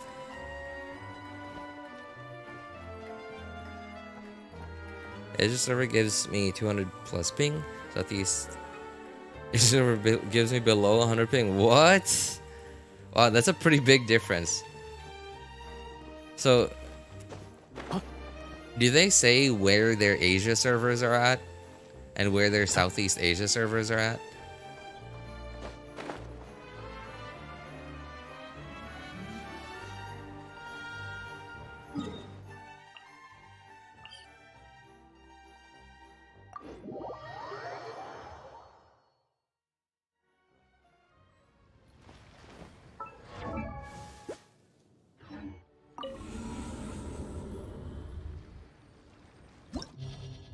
I wonder if Natlan will have someone who will out DPS Nivelet. That's Food for thought. Yeah, it's certainly something to think about, man.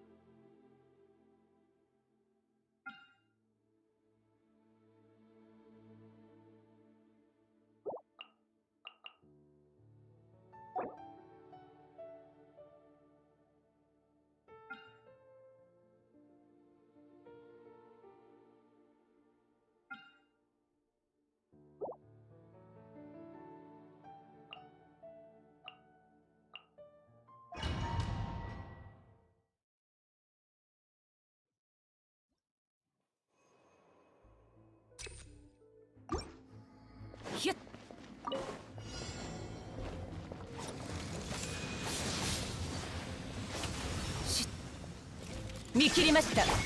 みんなは俺が守る。くらえ。大ウルカ。この剣はわかるかい？雨描き。熱々でしょ。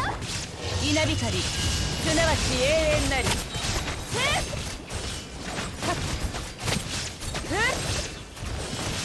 ひゅっ。やっ。みんながそばにいてくれるわ。傷なんて痛まない。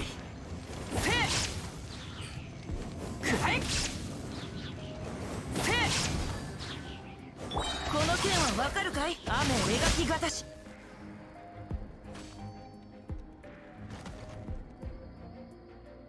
Are you guys hyped for Natlan? I'm kind of hyped for Natlan, but you know, I feel the same way about new regions. Yeah, regardless of whatever new region it is, because like I'm excited. I'm like, yay, cool, more primos, new quests, potentially new Archon quests, cool. But it also means more exploration I have to do, and cool, something to do, but also not cool, something to do. You get what I mean? Like, it's a lot of stuff to do.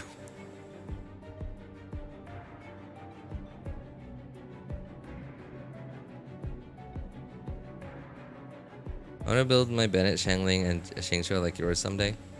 I mean, like, aren't yours already pretty decent? How long did you farm Emblem Domain? I'm sorry. I'm sorry. I couldn't help it. I couldn't help but to laugh. Probably a year and a half. Non-stop. Like, the only times I ever stopped farming the Emblem Domain were if I had to farm materials to raise a character, like a new character. But yeah, I think between 9 and no, not 9, between 18 and 24 months. Yeah, it was a long time. 全部丸見えね。痛がってね。終わりね。渚のリンク。強戦。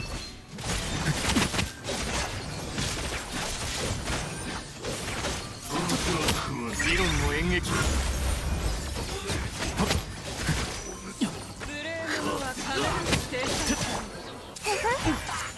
れこそが知恵の伝道。かかれ。どの目が出るか。 Oh dear. Oh, okay, okay. Oh dear. Yep, I did get stuck in a bubble.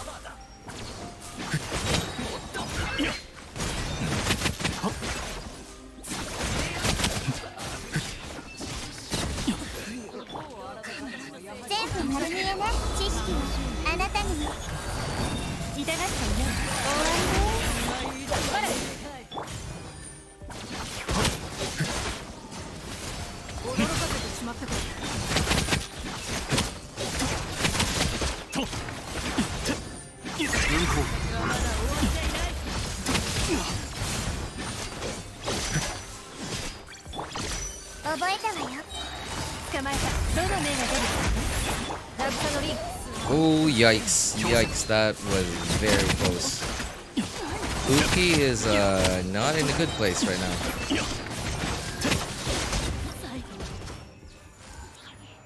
I think she's at 164 HP.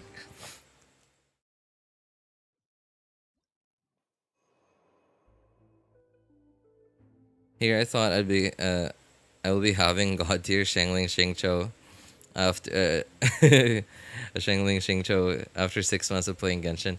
Well, I mean, like, you never know. It's random, right? It's random. And I think my luck in the emblem domain was not the worst luck I've ever had.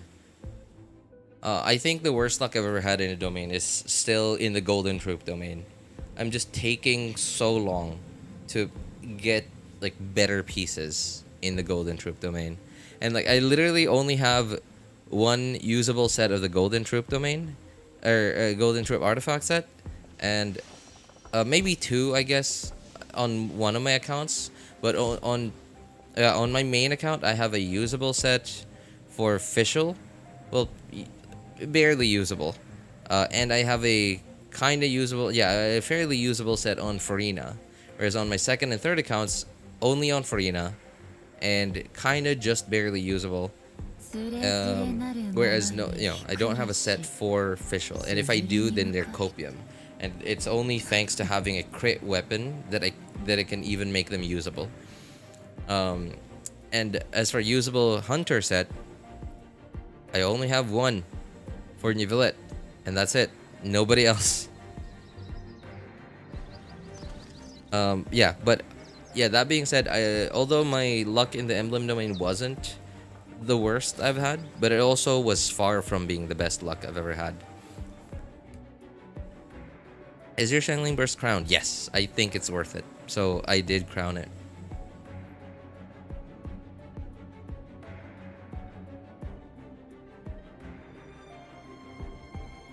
How do people hit 6 digits where they're so casually? 6 digits?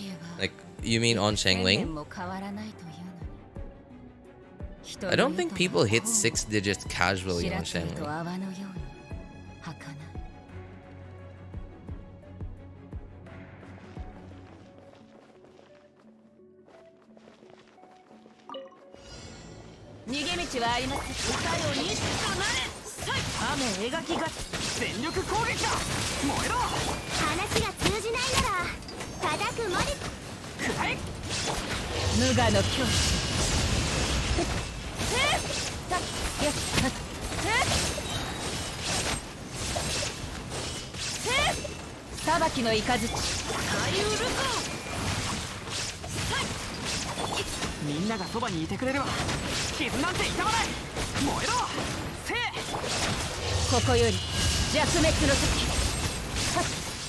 Oh yikes, I don't have my burst. I think my average on Shangling's Pyronado is without any burst cards or like any offensive cards, I think maybe 40 to 50k. And with some cards, I can see it sometimes do 60.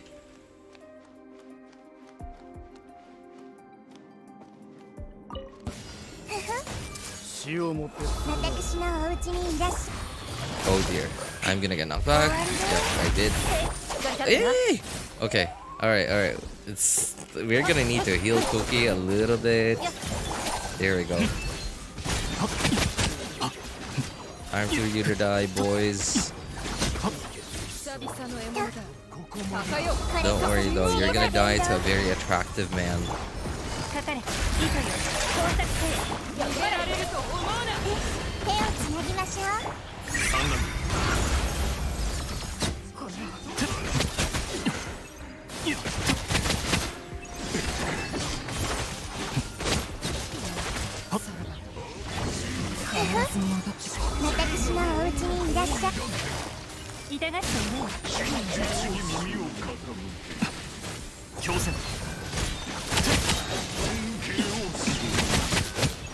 Oh no, okay, that was a mistake. I somehow managed to make him turn around right before made him enter into his shield state. Okay. 知識があなたに痛くしちゃうかも。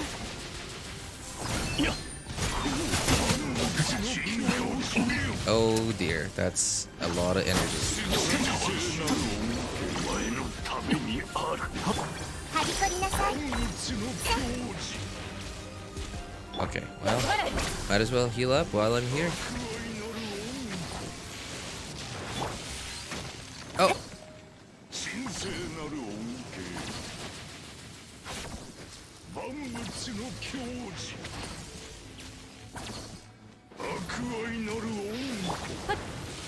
渚のリン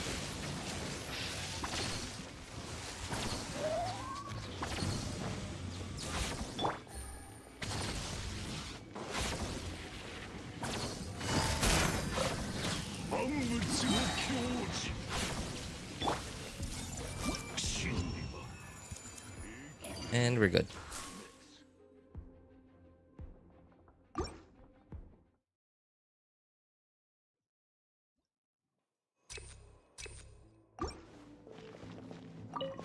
What? 逃げ道はありません。五感奥義雨描きがたし。みんなは俺が守れ。 Oh, I darn it. 師 Okay. 匠の技を食らいなさい。 Oh, nice. The other guy's gonna jump at.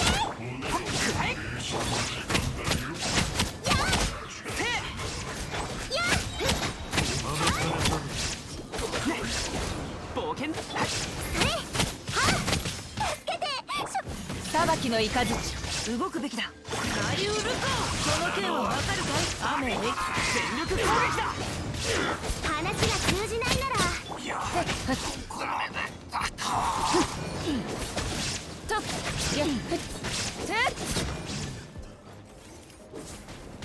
無我の境地。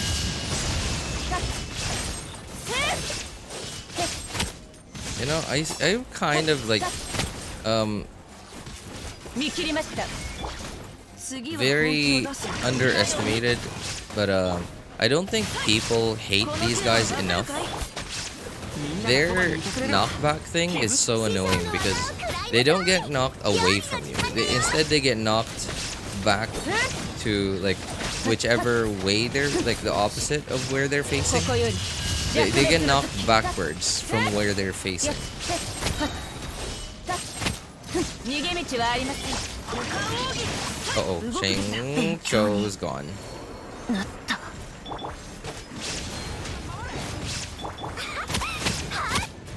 Wow, this is a really slow run. Is there anything you'd love to see in Genshin implemented someday?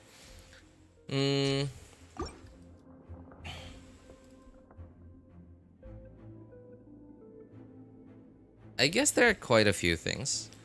So like for example, and now the first one I'm about to mention is more like it's a quality of life thing, but it also seems very un-Genshin like. So the first one would be a place where we could just test out damage. Just give us something, like a structure or anything, something that doesn't fight back, but we can like that has unlimited HP that we could just keep dishing out damage on. But it's also some kind of like once you're in that area, like some stats come out that show you, yeah, like a training dummy. Stats come out with that it shows you highest hit or something, highest hit, current DPS, yeah, you know, something like that. Like at least it shows us stats like that. But again, like I said, it seems very un-Genshin like, because like remember when for a very long time we wanted a training dummy, and you know what we got? We got what was the guy from, no, what was the dude from I don't remember where he is. Here, I think. The big Nobushi guy. Yeah. So we got that guy instead. And cool, yes, it's a form of a training dummy, but it's a very limited training dummy. I can't, for some reason I can't remember his name. Like the name just won't come out somehow for some reason.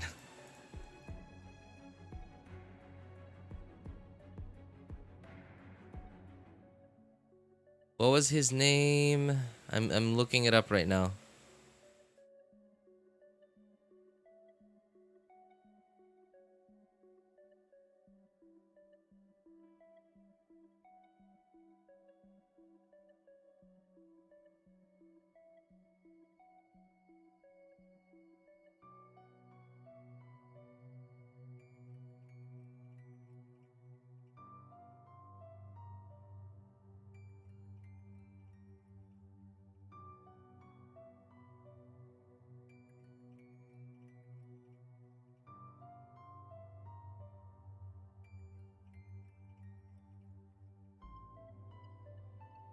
I don't know why I'm looking it up right now, but for some reason, his name is nowhere.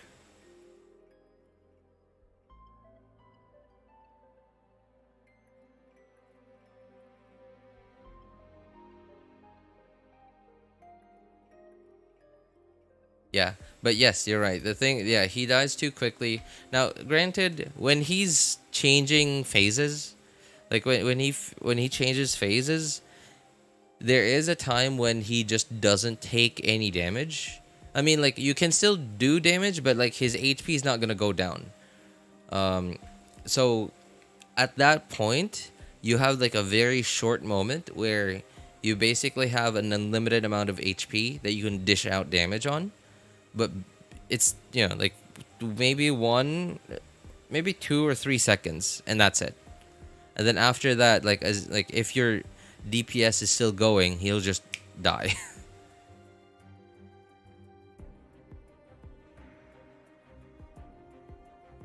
I feel like when you get strong enough, you don't get a grasp of your build's performance. Yeah, that's true. That's true. And I think now I'm just guessing here, but if you think about it, so people complain about how easy Genshin is, right? Like people complain that, well, Genshin doesn't have in-game, right? People complain about that. And I think Hoyo doesn't want us to build our characters to the very limit. They don't want us to vertically invest forever. Because, like, okay, think about it. So they give us these, like, the only combat events that we've gotten for a long while now. They give us trial characters. And some very often they include some of the newer characters, or the characters that are on the banners, which means they want us to be able to experience the gameplay of these newer characters, the characters that we probably don't have, because a lot of us are probably still running our rational teams or our Kazuha national teams or our Hyper Bloom teams. But they also want, you know, like every new character they release, every new region they release, every new Archon quest, every new world quest, etc. It's kind of like content. Like imagine if Hoyo, if they were like YouTubers, every new update that they release, it's like they're uploading a new video, and I'm sure they kind of feel bad if we don't. I'm doing air quotes here, consume the new content that they spent money and time on making. So I think that's one reason. Another one is also they want players, perspective to be like of this. Like they want players to focus more on the things that that in their opinion matters more. To them, this is more important. The Archon quests, the new world quest, the main event story quests, the event mini games and stuff, the exploration. To them, that is more important, and they want players to to focus more on that. And if you can't take it anymore because you're like, this game is too easy, there's no end game, I don't want to deal with this content, then I'm sure they'll be happy to let you leave. Because their mindset is probably, it's okay. We want these kinds of players. We want the kinds of players that like this kind of content. And I understand. And I think that was maybe one reason why they gave us a very limited training dummy. Because maybe they wanted us to think, once you could beat the thing super quickly, that you started to, like you said, not get a grasp of our build's performance. Maybe they wanted us to think, well, I'm killing this guy too quickly, so I guess I'm strong enough. So I should stop worrying about making all my characters and teams stronger, and I should just worry about getting more characters and trying out new teams and stuff. And I think it lines up. Did you try Wuthering Waves yet? No, like I don't plan to try it out. David. Anyway, long time no see, man. How have you been? Haven't seen you in a while here. Yeah, and it lines up with, so think about the new endgame that they're introducing to us. I don't know when they're gonna be releasing it. I think it might be like later in the second half of 4.7. But at least according to the way that they described it, it feels very similar to some of these combat events where they give us trial characters. And some of these combat events where you need to have more characters that are built instead of having only 2 or 3 really well-built teams. So I think, yeah, at least I'm just guessing according to the way that they seem to have been, developing Genshin towards. And I think they would prefer that the players, the type of players, or that the players focus more on consuming the new content that they produce. And it kind of makes sense. It would feel bad, because with a YouTuber, they're spending time to make a video because that video might make money for them, and the fact that they're spending time doing that means they're not spending time doing another thing to make money, like maybe a job or something. But then, like, for some YouTubers, the YouTube thing is their job, so technically spending time on them, like, we don't see it as like spending money because they are spending their time to make money. Whereas in Genshin, yes, it's the same thing, but it's not just one dude trying to make the next update in Genshin. It's this giant team of 50 or 100 developers that they have to pay full-time salaries on to make every new patch, every new character. So they're spending a lot of money to make new content so that the players don't get bored and stop playing their game. Because players that continue to play their game are likely to spend money and give them money. So they're spending money to make more money. And to them, I'm sure it probably feels terrible when they've spent money to try and make money, when you don't even want to consume the new content that they spent money on. And because you don't want to consume that new content, like, for example, you don't want to pull for the new character, you don't want to pull for the new character. So to them, they lost money in development because they already spent it to make the new character, and they're not getting the potential money they could get from you because you don't care about horizontally investing.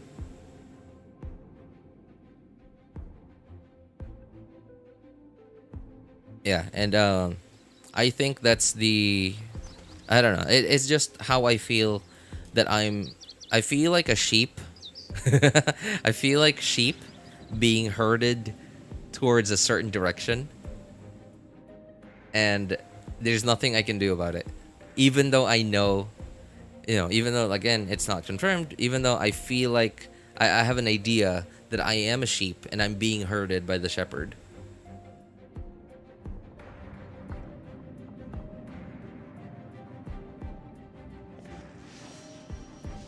I wonder how new players struggle just to get a single 5-star. As an F2P, of course. Oh, you mean in Genshin? Yeah, right. It's probably really difficult for a new player. Because, like, we have 4 banners every patch now. We have 4 5-stars every patch. And that's even like when the what was the new wishing thing called? I don't remember. That's even without that new wishing thing. Right? If that were like that special new wishing thing banner is up, I don't remember how many 5-stars were there, even like 5, 6, I think. Right? Like think about it. You as a new player, you have no idea about anything in the game, about all the characters. You don't know what any of their kits do. And you have a very limited amount of premium resources, unless if you're a whale. So, like, how do you choose who you get first? That's probably a very difficult decision to make for new players nowadays. I am a sheep, RJ 2024. I am a sheep. Hey, I mean, like, for the sheep though, the sheep are following the shepherds, like wherever they're being hoarded towards, right? Because they get to eat. They get to eat, you know, they get to eat grass. They are protected by the fence that the farmer put up. They're protected from wolves and other predators. So even though, while they probably don't know that they're gonna get slaughtered for their meat, and they're gonna have to sit in the cold for a couple of weeks until they're the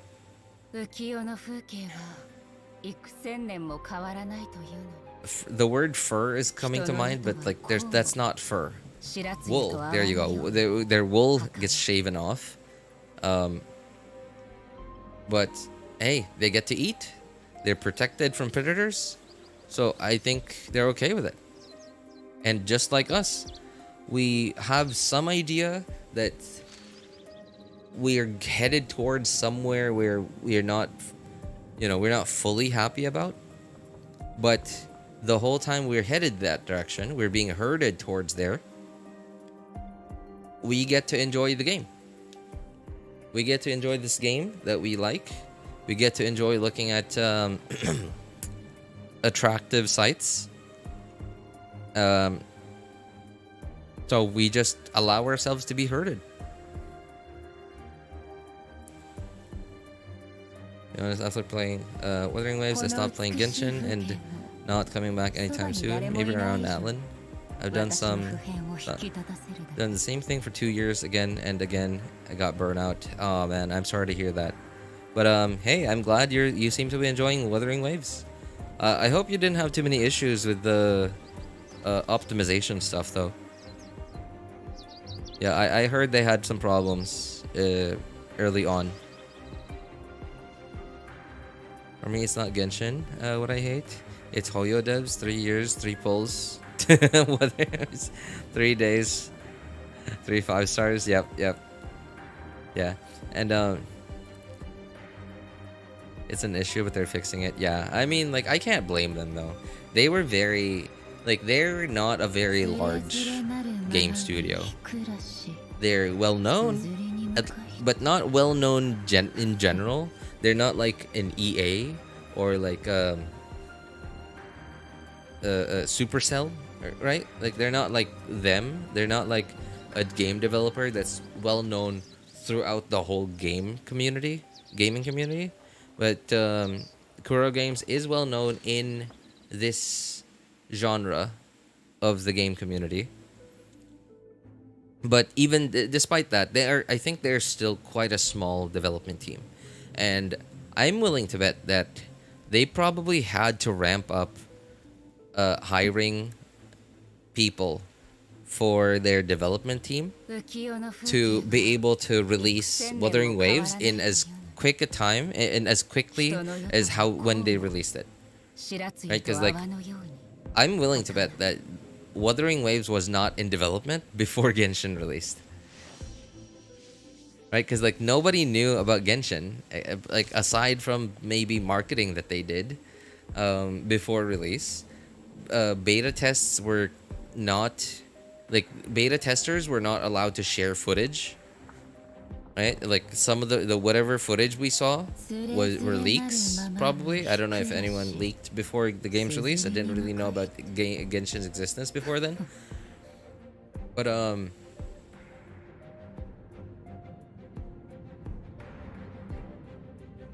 yeah, like I'm willing to bet that they've only had at most around 3 years to develop Wuthering Waves.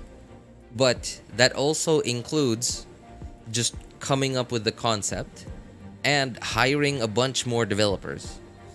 And I think that's where they ran into a lot of trouble, is because they probably had to really quickly hire people, and they probably weren't able to get really good developers. They probably, I wouldn't say they hired just anybody, but they probably didn't have time to like really, you know, pick the best ones. And judging from like, okay, so from what I understand, they've only had like 1 or 2 other games before, and like really small scale in terms of like how widely it's been, like how many people play it, and obviously not every player is going to spend money, so I'm sure they probably didn't have a very large budget to begin with, so they probably weren't offering the highest of salaries either. I'm just guessing. Again, I'm just guessing, right? But I could be wrong. So I think that's where that's a potential source of where these optimization issues came from. Not saying that they didn't know how to develop a game. I mean, like the game came out, didn't it? So I'm sure, yeah, they know what they were doing. They knew what they were doing. It's just that optimization is not something that you can just do just by knowing how to develop a game.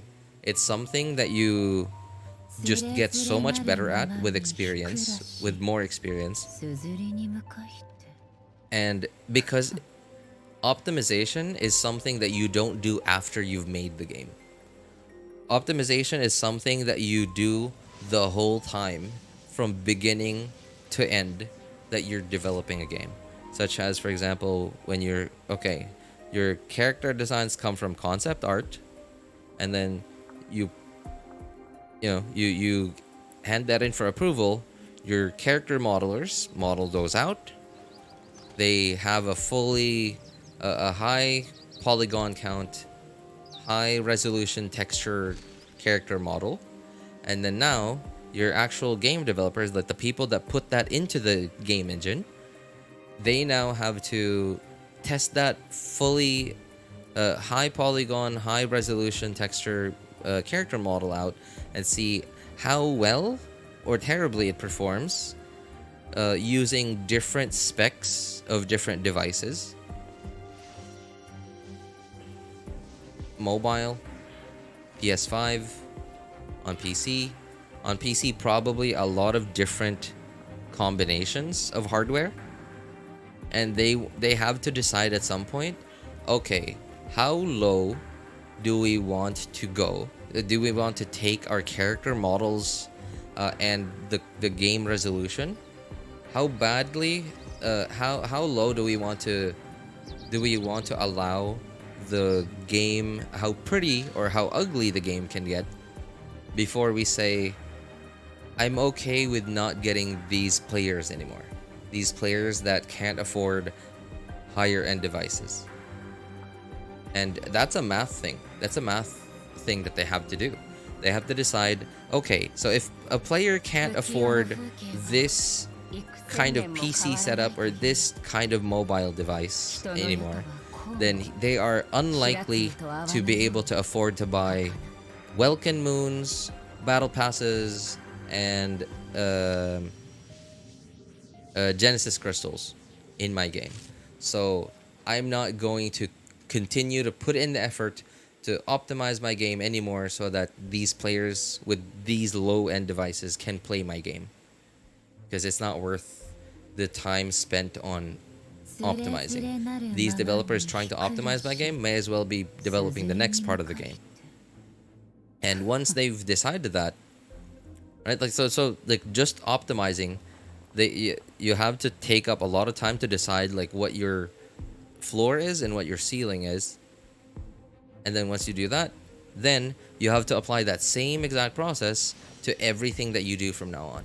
Now granted, it'll be a lot smoother from then on because now you sort of have like a working pipeline, a workflow pipeline, but you still have to do it for everything. And if your workflow pipeline isn't like, you know, let's say the guy who made it, or like the guy who made decisions is good at his job but just doesn't have as much experience as the next guy, then maybe your workflow pipeline that allows for it, that includes optimization, will not be as good as you want it to be. So, you know, it's a lot of this stuff, and I don't blame them. I think they were very ambitious, and I think that's cool that they're aiming really high, because when you aim higher than what you actually want to target, if you fall short, then at least there's a chance that you'll at least come close to your original target. Whereas if your original target is here, but you're also aiming just at your original target, if you fall short, you're probably gonna fall way short of your original target. So I think it's fine that they were very ambitious with their game, and they flew very close to the sun, and I just hope that it works out well for them, because even though I don't plan on playing Wuthering Waves doing well means competition for Genshin, and potentially a game that it will eat up some of Genshin's market share, which will incentivize Hoyo devs to actually care about their players and give us stuff that we like.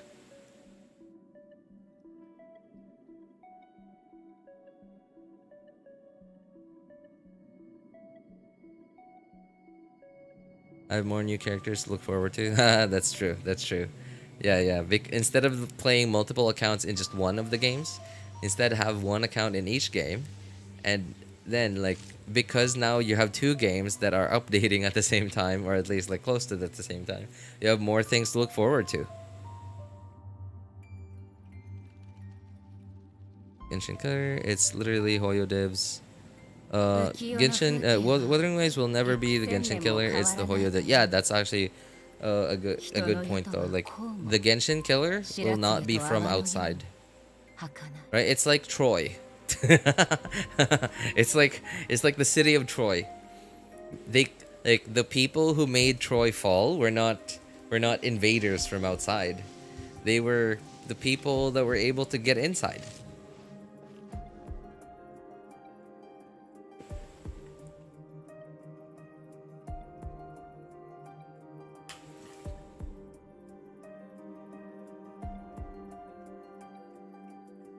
Whereas working all day and night to fix issues, man, I do not envy those developers, the Kuro game developers right now.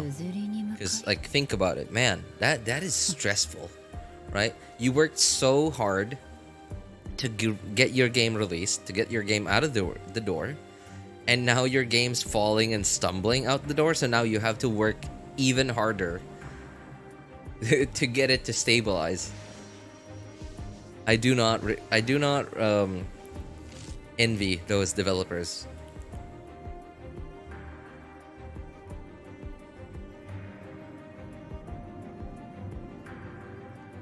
You can't look perfectly at first try. You need years of experience. I don't know how much much about game developing, so I don't know the difference between Unity versus Unreal Engine. Unity is more suitable for mobile and web applications, as well as not very heavy desktop products. Unreal is great for heavyweight, large-scale projects that require high performance from the hardware. Yeah, that's actually pretty spot on. Yes, that is true. That is very spot on. And I think Hoyo went with Unity because I'm pretty sure like their previous games are also through Unity. Yeah, because even before Unreal Engine 5白露と泡のよう Unity has just been like they've never okay, so one bad thing about them is like they've never been competitive with the high-end games, like with the AAA games, but they've always been, I think, I guess easier to develop smaller like mobile games and web apps. And yeah, like I don't know, like I've worked in development, but not I wasn't like the developer. I wasn't part of the developing team. I was literally just the 3D modeler. But at least like I know about like the optimization stuff, because like they asked me, okay, when you model this, do that. Like they told me. The texturing, I tried my hand at texturing. Texturing, I think, needs actual artistic talent, and that's what I learned. And I also was reminded very promptly that I had no artistic talent, so I did not. I did not do texturing. つれづれなるままにひくらしすずりに Yeah, and Genshin does not seem to be a very like okay, so because of it's the giant open world, right, and their characters look beautiful and stuff, but it's hard to explain. I don't know how to explain this, but like I can just feel that their environments and their character designs are not like super high polygon count, super high resolution texture packs compared to something like a GTA 5, or I know that GTA 5 doesn't run on Unreal. I know that they have their own game engine, but like I don't really know any AAA game that runs on Unreal.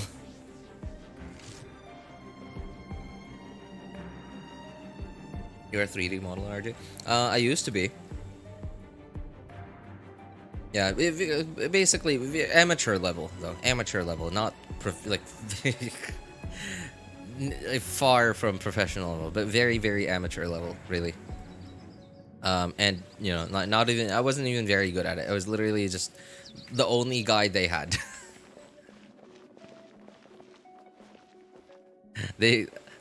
Before they hired me, I had no idea about 3D software before that, and they literally just told me, "Hey, dude, do you know how to use this software?" And I was like, "Well, I could try." And I spent 3 days playing around with it, and then I was like, I showed them that, hey, I kind of modeled this bridge, and like I think back to it now, and I'm,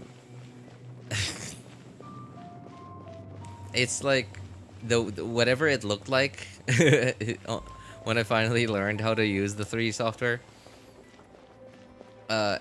It was similar to like a 6-year-old's drawing on paper.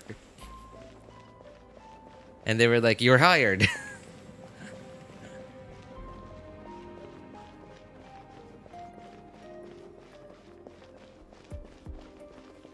Went to sleep but couldn't for some reason.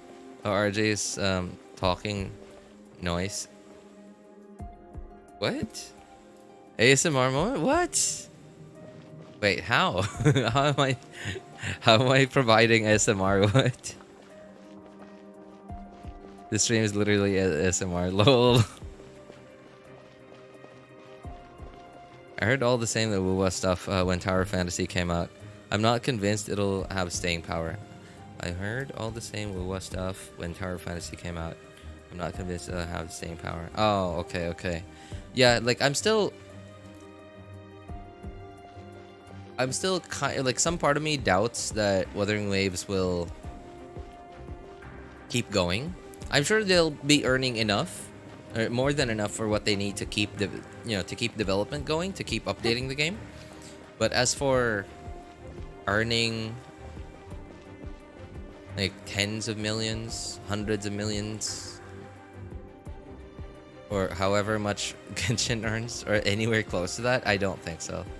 I'm highly doubtful of that. But I'm fairly confident that they will stick around and be, like, meet at least a certain amount of success. But I really still hope that they become really successful. They become successful enough that they actually start taking Genshin's market share. The thing that I'm like the biggest reason why I'm doubtful though is Hoyo is very good at marketing. Yeah, like they're very good at marketing. I mean, they're very good at game dev too, but they're very good at marketing. They're very good at brand development. And being good at brand development is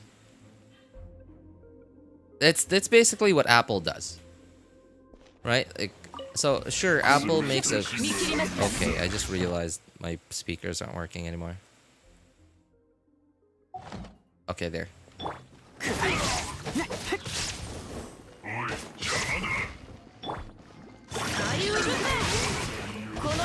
I'm frozen.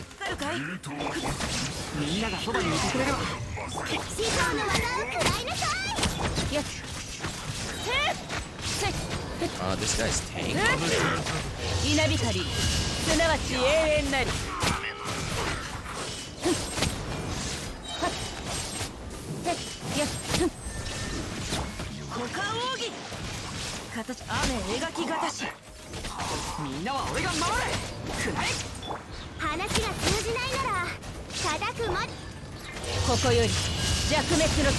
Dude, I've been standing around for like half an hour already, and I finally continued this one.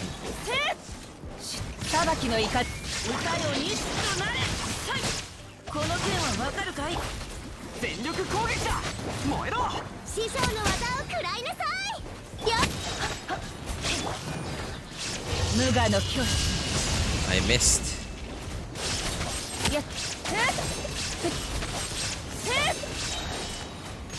Oh, I ran out of stamina.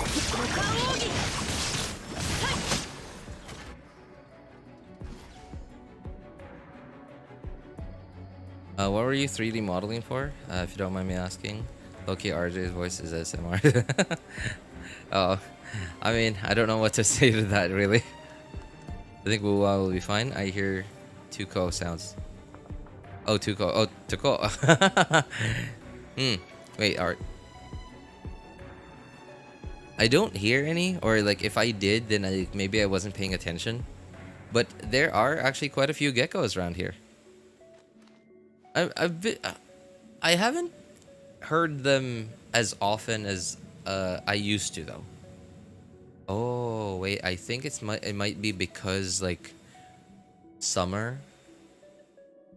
Yeah, I think it might be because of summer. Like this summer was like crazy.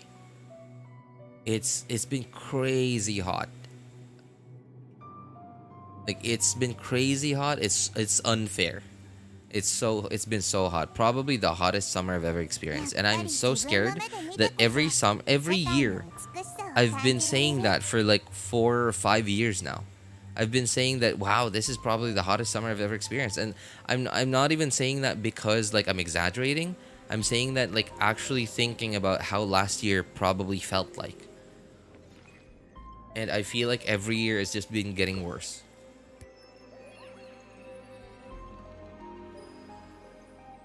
Ain't nowhere there's a gecko here in Canada. I mean, Canada's a cold-ish place. And they're cold-blooded. So, like, wouldn't that be ideal? Well, I mean, so maybe not in homes. Sure. Yeah, maybe not in people's homes. Unless if you actually have a pet one. A pet gecko. Sure. What are your thoughts on the new Genshin PvP content creators drama? Genshin PvP what? Oh wait, are you talking about the... Is this like the one from like a couple of months ago? Like the like the oh, dude, I don't even know where to start. Asian guy? Yeah, is it the Asian guy thing? Or is there like a new one?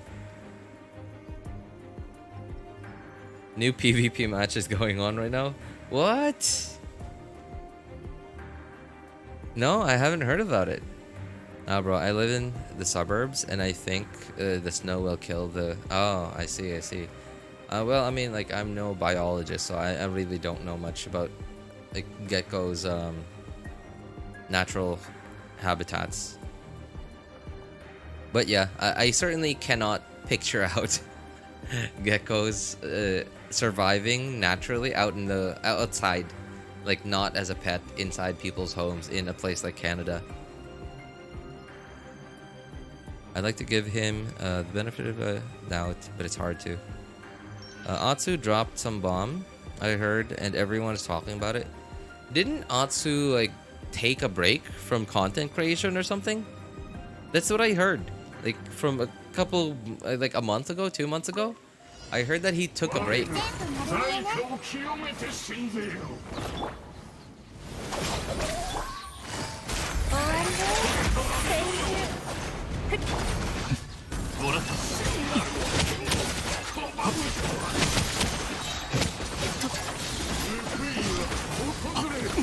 Ow.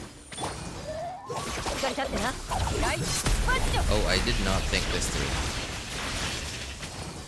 Yeah, I did not think this through.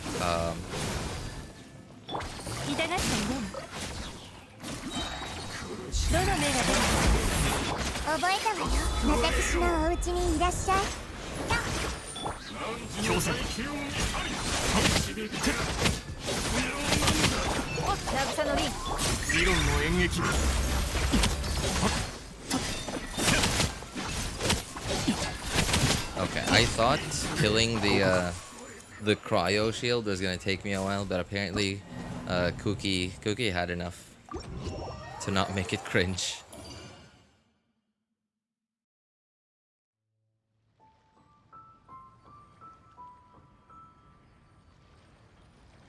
Feels bad that his marriage fell apart. Also, his wife cheated on him as well, or something. I don't know before today. So, did that news come from him, or did it was it news that sort of just happened? Like people just started hearing about it. Because if it came from him, after all the drama was said and done, Atsu kind of was in most, I think most players, most people in the community saw Atsu as sort of like the villain, like he was the bad guy, and that whole, and all of that. So after something like that happening to you, you being seen as the bad guy, I think having sharing some bad news unrelated to the content creation, right? Like personal bad news, like, oh, my grandma died or something like that. Oh, my wife cheated on me or something like that. I think it's terrible even if it's true, but I think it is a good thing for your your public image, because now you have a way, there's a reason for people to not hate on you as much as they did. I don't know if I'm making sense here. I don't know the guy. I literally have never seen a video of his, but I'm just saying this from a cynical perspective. I'm a cynic. I'm very cynical. So from a cynical person's perspective, that's a possibility. I mean, the timing just seems convenient, right? Like, why didn't this news come 1 year after this whole trouble? Why didn't this piece of news come out before all this trouble, right?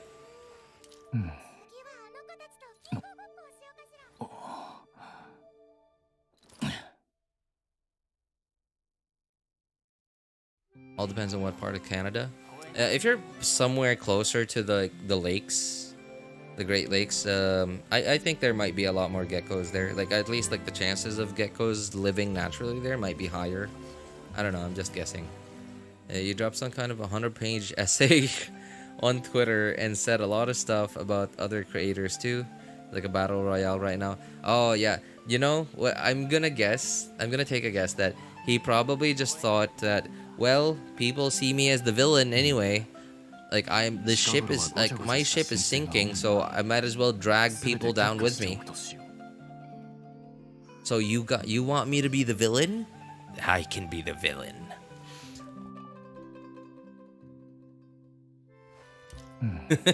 Probably did that. Apparently Toronto made a video, but I haven't watched that yet. I don't know if I should. He said it on Twitter. It's just Atsu wanting closure and still trying to save face, perhaps. Yeah, right. Like from a cynical perspective, it's who knows? Who knows if that news is true? Because like you can't exactly have, you know, legal proof that your partner is cheating on you, right? He can't exactly prove that it's actually happening. He could have just said that so that people would feel bad for him and, you know, stop hating on him as like, you know,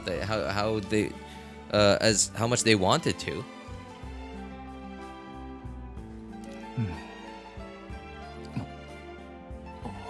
I really hate this community. Nothing's good here. I think it's mostly I think it's mostly just the Western content creators, man. They just got nothing to do over there. They're bored out of their minds because they think Genshin, there's no content in Genshin. And yeah, I don't disagree with them. But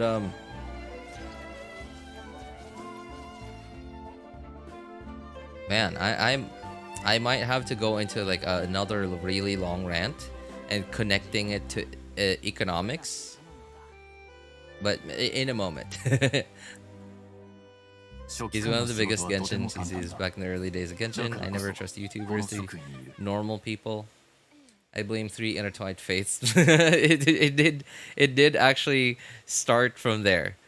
It's so like, how did it get from 3 intertwined fates to Tenhan not supporting the cause to all of a sudden Braxophone voicing out that these guys are jerks and Tectone starting his own fire on the other side of the river,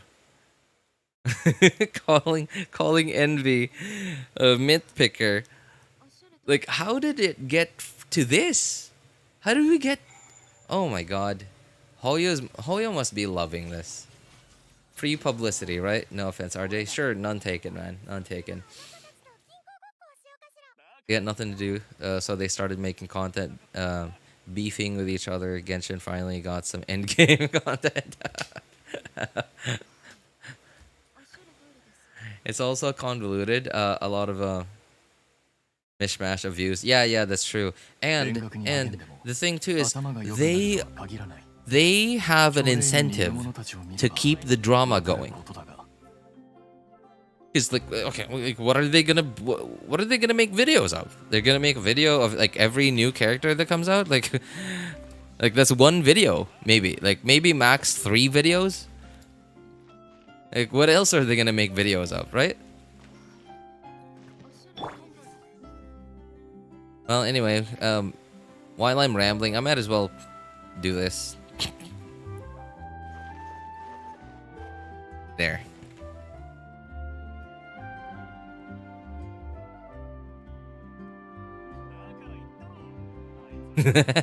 Perfect. Awesome.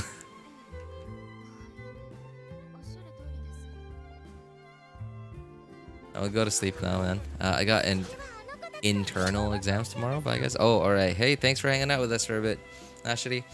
And yeah, good luck, man. Good luck on your exam. Take care. Everyone's different in their personal opinion, and I think no one respects one another, regardless of what opinion they may have in the West. And the thing too is, like I said, they have an incentive to keep the drama going. So, all right, here's the thing about this is like a pretty basic technique. Like, it's not really a technique. It's something that you could just do if you want to disagree with someone, right? If you want to disagree with someone or further add fuel to the fire in your debate, in a way that you don't totally look like the bad guy. You don't totally look like you're a complete idiot. Is you say some stuff that makes you look like you agree. Yeah, you say some stuff like some good stuff that makes you seem like you're reasonable, you're educated, that you understand the situation. So something like, I don't disagree with what he said here. He said this, he said that. I don't disagree with that. And I'm not claiming to be this, to be that. And I actually agree that because I do this for a living too, just like you, right? Like you point out some relatable stuff, some stuff that makes you seem like you're a reasonable guy. And then you say, okay, I don't disagree with his point over like, when he said this. I don't disagree with that. Nobody's perfect. Da, da, da, da, da. And but what I can't agree to is when he said this. And then that's when you start saying your piece. And even though you added more gas to the fire, because you started off making yourself, like you positioned yourself in a way that made it seem like you're a reasonable guy. Like despite what you said just now that everyone doesn't agree with or whatever, everyone hates about, you already established that there's some part of you that is likable or is reasonable and that you are worth listening to. So, and that's how they keep this drama going. And again, so going back to what I said earlier, economic stuff. So the thing with most Westerners is most Western countries have much better economies, right? Than over here in Asia. Now the thing over there is a lot of these content creators that are in this like whole drama thing, they're mostly Western creators. Like look at Tenha, right? Like Tenha just wants to be left alone. Like he knows a lot of these guys. I'm sure he's buddies with with quite a few of them, but he doesn't talk about it at all. The only thing he's like, I regret to say that I'm not subscribed to him anymore. I kind of don't really enjoy his content anymore. But just today, I saw like YouTube recommended his like video to me. Not his usual video. It was just him talking about what happened to him recently, including like what happened with when like he got boycotted by the Genshin community because he didn't join the boycott thing about not spending money on Genshin, etc. But like he doesn't mention anything about the drama stuff, right? Like he just can't be bothered with that. He's smart enough to just stop putting gas on that fire. But then, that because that is something that he does not benefit from. Especially because he generally seems to be a very nice guy. Like he generally just seems to want good vibes all around. Whereas, okay, so some of our Western creators, mostly the ones that are involved in this mess. So most of them are from Western countries, better economies, right? So meaning the living expenses over there are much higher than they are outside of their circle.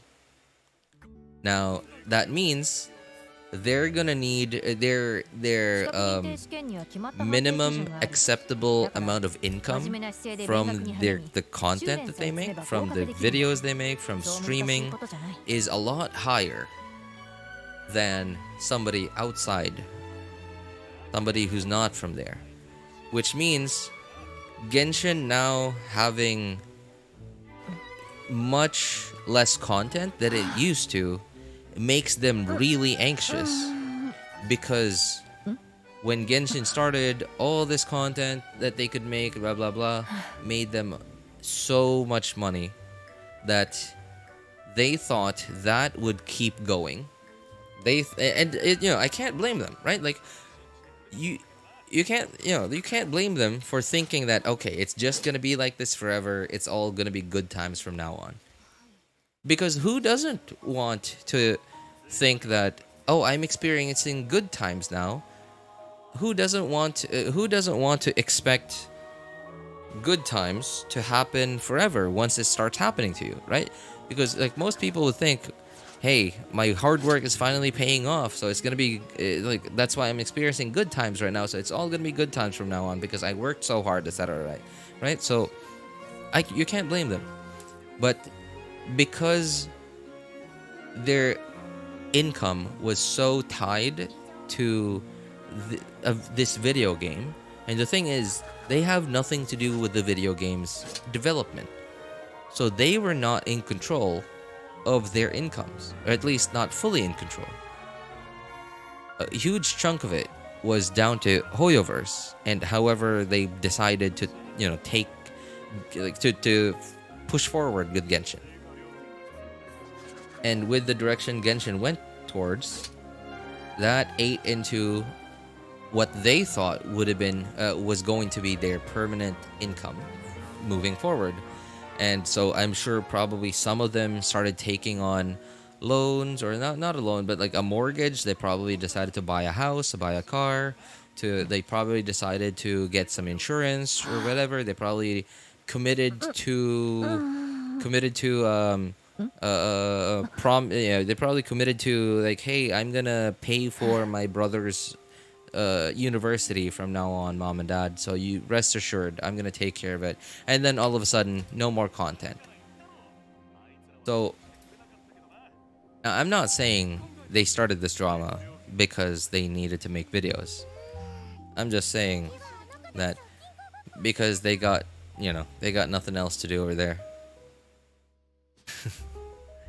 And I just think, okay, so no offense to, like, anyone here who's from the West, but you kind of just don't see a lot of clips online about entitled people outside of Western countries.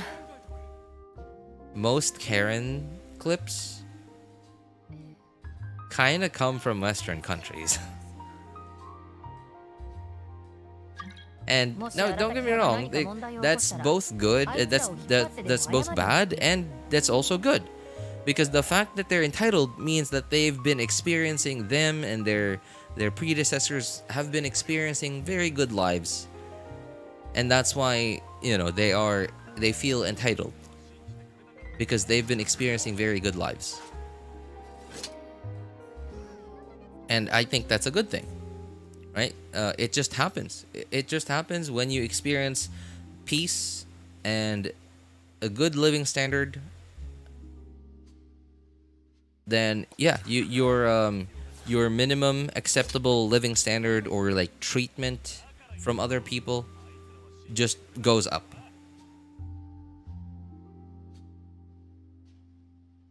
You lost me so long ago, but I'm just here listening, pretending I know what's going on. Quality of life in West is more expensive than outside, so more drama means more engagement, and more content means more incentive. Yeah, right. Yeah, right. Especially this is another thing that I've noticed too, is like, so over here in the Philippines, there are some what genre are they even? I guess dramas. Yeah, TV dramas, TV or radio dramas. So the type of TV and radio dramas that we have here is not because of that's the content that we want. No, actually, yes, I think so. But it's generally because what the people react strongly to. Whether they hate the bad guy so much that they want to keep watching, so because they want to see the day when the bad guy finally gets what they deserve, or right? Like, I hope you guys get what I mean, right? It's just the type of drama that we want, that most people here want. And it's a very different kind of drama that Westerners want, according to the type of drama shows that are very popular in Western countries. So, for example, okay, I remember this one TV drama from when I was a kid that my mom just loved. It was called Rosalinda, and from what I understand, it was a sort of like a franchise of a TV drama from Spanish TV drama, and they adapted it in the Philippine market. And it was the type of drama where, like, it was clearly a TV show, right? Nothing about it was said to be like, oh, this is real. No, like, far from it. It was clearly a TV show. But the type of drama it was one of those dramas where, like, okay, poor beautiful girl, takes the heart of a rich, handsome single dude, who is the heir to a giant farm or something, and has mansions, etc. And like, his parents don't approve of this poor girl marrying their son, because they think that this poor girl is just trying to marry into money, etc. And then, like, some rich girl who wanted to marry that rich dude is now trying to sabotage it. And then, like, fast forward to the end of the season, happily ever after, they have children. Oh no, there's another season. The next season is like, the rich girl who got sent to prison found a way to escape, or like was bailed out by daddy, and is now plotting against the MC, and now is planning to kidnap their children, and like, they're all rich and stuff. So, right, like, it's this outlandish dramas that will never ever happen in reality. Whereas in the West, the types of dramas that seem to be very popular there are what are labeled to be reality TV. Like, it seems to be like, people seem to want something that is relatable, kind of relatable, or at least seems to be relatable, or at least, at the very least, pretends to be relatable.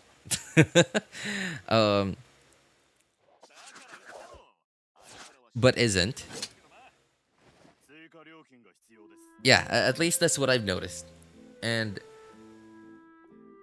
okay, so I'm not a psychologist, so I don't know, like, the proper terminology for this stuff. But I have worked for customer service for some American companies, so AT&T, Verizon, CenturyLink, Intuit. It's a payroll software. They make QuickBooks. And so one thing I've noticed is the way that you diffuse an angry American is very different from the way that you diffuse an angry Filipino. So again, Filipinos and Americans are the only examples I have, because they're the two only people that I've had a lot of time dealing with. Drama is personal, not fiction. Yeah, right, exactly. Like, over here, like, the drama that seems to be attractive to watchers, to viewers, is fictional, whereas over there, it's personal. So what I've the techniques, the tricks that I've developed to, like, okay, obviously nobody's gonna call customer service to say, hey, my internet didn't have any downtime this month, so I'm calling to tell you thank you for doing a good job and keep up the good work. Nobody's gonna call customer service just to say that. No, whenever somebody calls customer service, that means they have a problem. And if they have a problem that they have to call customer service for, they're not happy. They're likely angry. So I developed a couple of tricks to help diffuse that down to the point that at least I can now ask them for help so that I could help them.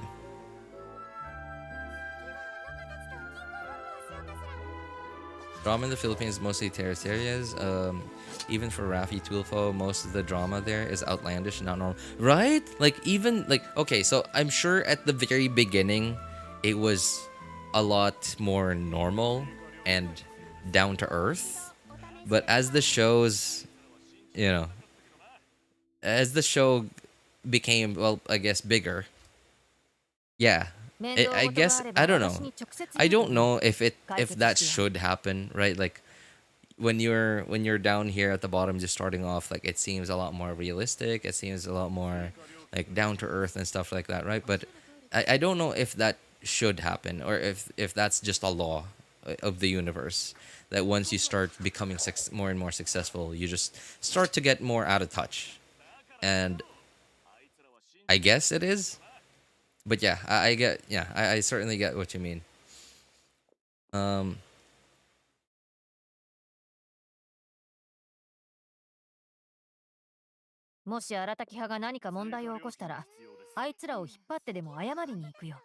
I don't remember what I was talking about now. What was the point that I was trying to make?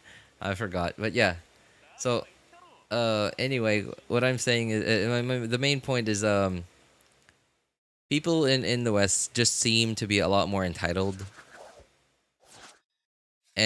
But it's also not just, oh, hey, what's up, Bozan? How you doing, man? It's also not just about being entitled and getting insulted and stuff like that. Especially in this line of work, in content creation, it does actually affect their livelihood.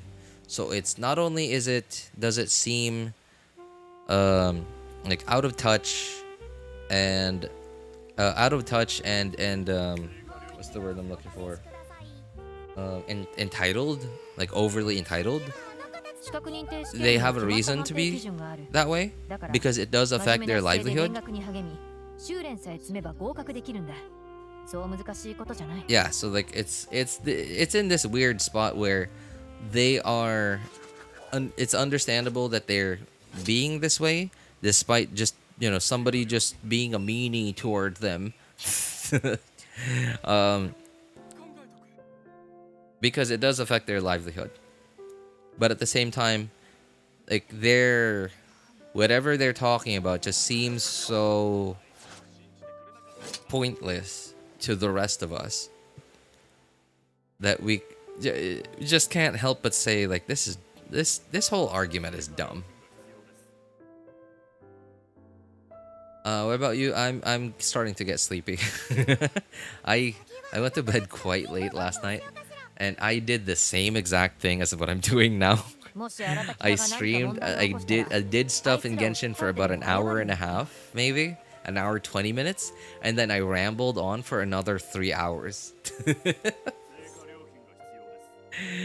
And today, hang on, how long have we been going? Okay, so I did my daily stuff, used up my resin for like an hour 20 minutes, an hour and a half, and since then I've just been rambling.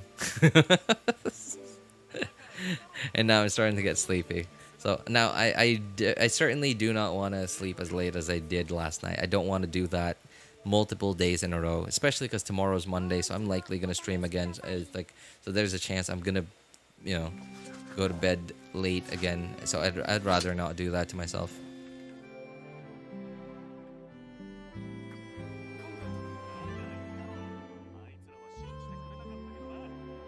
Can't sleep somehow, guys. What to do?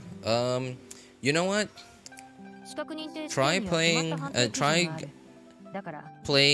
some white noise on your phone. Yeah, try playing some white noise. And if not white noise, just try playing some lo-fi music. Like lo-fi, yeah, just try playing some lo-fi music. Not lo-fi catchy music, but like relaxing, like studying music. That's typically what people look up. But yeah, try playing. If not, again, like I said, if not white noise, then like the lo-fi chill study music.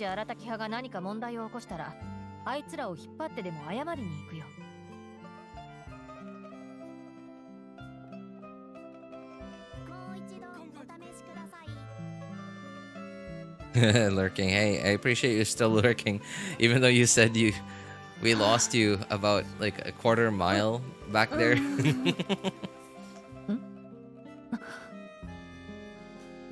Take a warm shower, or maybe drink some warm milk. Yeah. Yeah, a warm shower is also something. Well, okay, warm showers are not a thing here in the Philippines, but yes, it's something that I hear people do. You low-key have the potential to be a decent-sized streamer. Well, I mean, I hope that's. Thank you. I certainly hope that is the case. But should at least have 100 viewers. There was actually a time way back then that like I had like 1 or 2 streams that I was getting like 80 or 100 people here. I think though that was like the peak of Genshin. Yeah, that was sort of the peak of Genshin back then. I don't know what happened since then. I guess, yeah, I think it was mostly because I just fully stopped making videos. And now, granted, there are still plenty of types of videos that I can make. Like, I still have quite a few ideas, but I don't know. I'm just too lazy to do it. And like the thing that I hate so much, hate myself so much for is the fact that I know that I'm just being lazy. And despite that, I know that it's the right thing to do would just be to get off my butt and start doing it.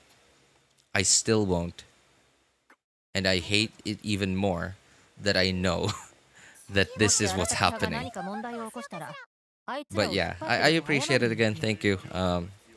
But yeah, I think that's sort of what happened is because I just haven't uploaded any more videos. And VODs are like, if somebody sees a 3-hour video, like they'll see like an attractive thumbnail and title, and they'll be like, "Ooh," and then they'll see like, "Oh, well, the guy didn't start talking right away. Oh wait, look at is this a VOD?" And looks at like, okay, oh, this is a 4-hour video. This is a VOD. This was a stream. All right, okay, see ya, bye. Right, so like they don't get the instant either entertainment or the instant information that they thought that they were clicking on. Yeah, so it's hardly, VODs are hardly attractive as a video. And because I don't upload videos, then I sort of don't have that influence over the algorithm. So like, you know, because hardly anyone clicks on my VODs, which I'm assuming is treated similarly to how videos are in terms of like click-through rate and average watch time. It's very low, especially compared to like an average video. Then YouTube kind of thinks that, oh well, this guy only gets this amount of viewers, so we'll just recommend him this amount rather than, you know, right?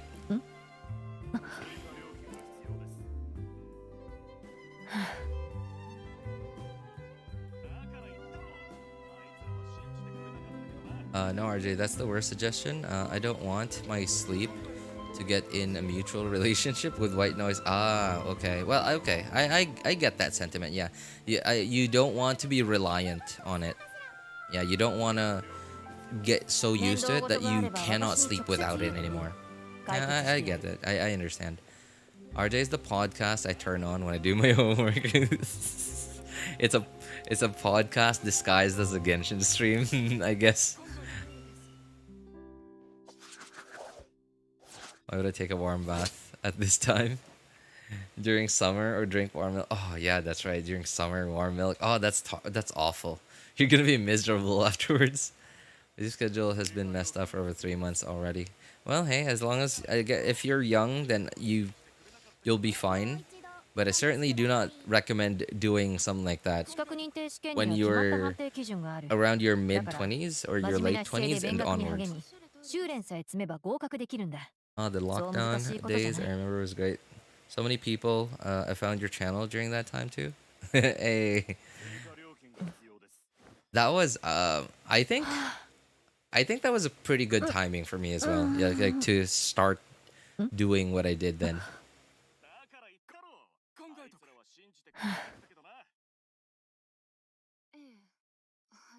As a Westerner, I'm obliged to not cause drama now. otherwise it'll prove the stereotype. 面倒事があれば私に直接 At 言う least とい you're い。 self-aware, 解 RJ. 決してやる。 Yeah, that's actually what I tell myself. I tell myself that, well, at least I'm not that bad, because at least I know that what I'm doing is not good.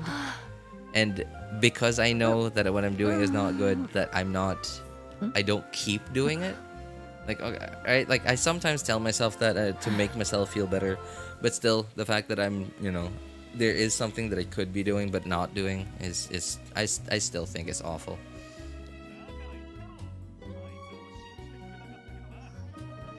Streamer life is hard either way, not something I think anyone should just be doing without a huge amount of consideration. Yeah, because so yeah, there's a lot of things that you should think about when you start, or like not necessarily before you start. And I'm not saying that you shouldn't start until you thought about these things, but I'm saying that these are things that you should think about, like maybe before you start, or like at the time that you're just starting off. So like, for example, okay, should you use your real name?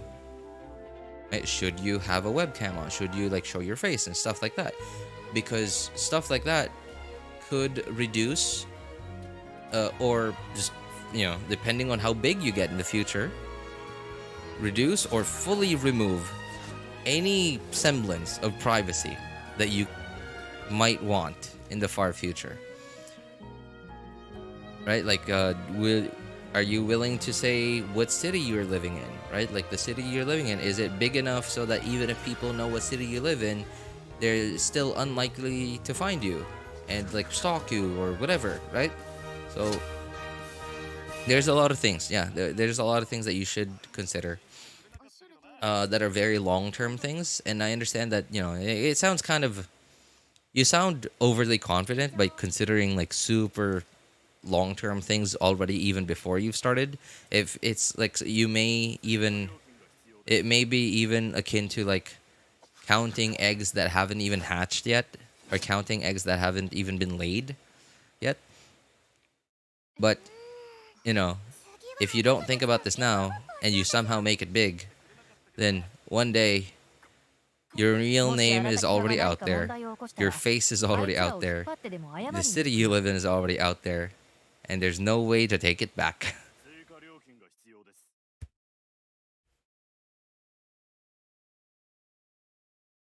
And not only the privacy thing, but there's also like, so if you stream, or like you're a content creator, you're a social media personality or influencer or whatever, your opinions matter. Not matter like your opinions will most likely be the correct ones, but whatever your opinions are, your viewers, your fans will listen to it. And some will take it as gospel. They will believe everything you say. And some will be overly critical about it. So even if you just said something by mistake, by accident, or you were just so sleepy that you said something that you would never normally say, or you were, I don't know, maybe you were drunk, I don't know,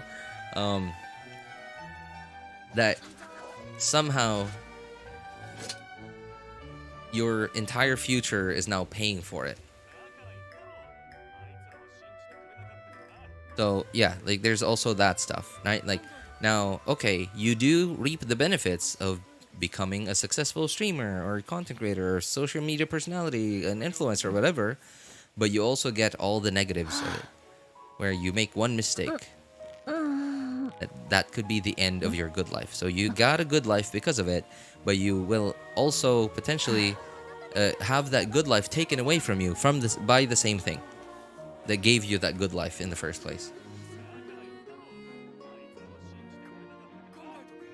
I do watch VODs when I have free time. It's just rare because I never have enough internet. Well, okay, yeah. The data dilemma, right. Numbers aren't everything, because I don't want to imagine how you would maintain everything as a streamer. There's Twitch streamers. Then navigating drama with other people in case you get into one. Yeah, right. That was exactly what I pointed out. Yeah, exactly. It's, you know, with what's happening right now. Yes. Odd Genshin PvP endgame. The double-edged blade.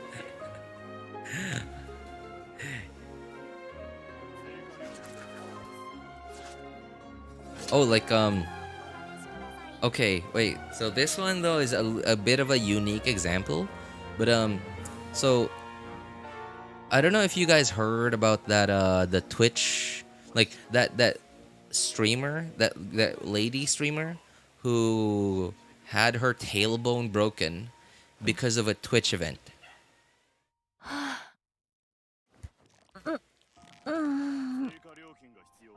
Right, so like the fact that she, at some point in the past, she decided to start streaming, and you know, it worked out for her, and she was somehow able to make a living off of it, meant that her life was taken in this exact direction that led her to that moment where she got into that foam pit, and like I forgot exactly what it was, but it was some kind of like a battle thing. Like it was a Twitch event. It was a Twitch event. There were lots of games and stuff, and they had a foam pit, and they were like platforms that they would stand on, and they would try to knock each other off, and whoever stayed on, whoever got knocked off would lose, and you know, this specific streamer won. So she was excited, and what she did was she did like, I don't know what it's called, but like she dumped off of the platform into the foam pit with her like, and she extended both her legs out, and she like touched the tips of her toes, and like fully expected that it was a full-on foam pit, that it would catch her weight and she would be perfectly fine. So she did not even attempt to land on her legs, so she fully landed on her bottom. But apparently the foam pit was not set up the way that most foam pits would be. It was basically just, I don't know, like a foot of foam, and then right under that foam is just straight up concrete. Now I haven't, you know, I think like this was a pretty big thing that, like, you know, it got pretty big. It got pretty big. Like Twitch didn't do anything about it. That it got to the point where Asmund Gold, I think is his name. Yeah, Asmund Gold actually started talking about it. Don't want to imagine that. Oh, I'm so sorry. Yeah, right. So yeah, right. Like, so it's just another consequence of being a streamer, or like being in this line of work, is while that wasn't necessarily a normal part of this line of work, but the fact that she was in this line of work, it took her life in the direction that made it so she was at some point in her life in that specific competition, and she got excited and did what she did, and now she, well, right, what happened. Yeah, I'm not even gonna say what, you know, like what happened after, but yeah.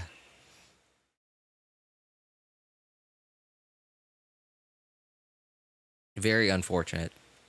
Like, if she had decided in the past, if she had decided to be, I don't know, like an accountant or something, or like work in customer service, she would have never been at that Twitch event, and she would have never jumped off of it from the excitement of winning that competition, and had what happened to her happen to her. So yeah, there's a lot to think about, and obviously those are things that you cannot predict. So yeah, those are things that you cannot think about, like, oh well, if I become a Twitch streamer, then I will go to a Twitch event and get injured and this will happen to me. No, that's definitely not something that you're gonna be thinking of. But yeah, it's just something that happened to someone. So yeah, right, something not similar, but like something like that might happen to you. I'm just seeing this right now. That's just ultra mega suck. Yeah, right? Like, and the terrible thing was, like, Twitch didn't acknowledge it. Like, in fact, Twitch was making excuses for themselves. Like, they were trying to wash their hands of any obligation.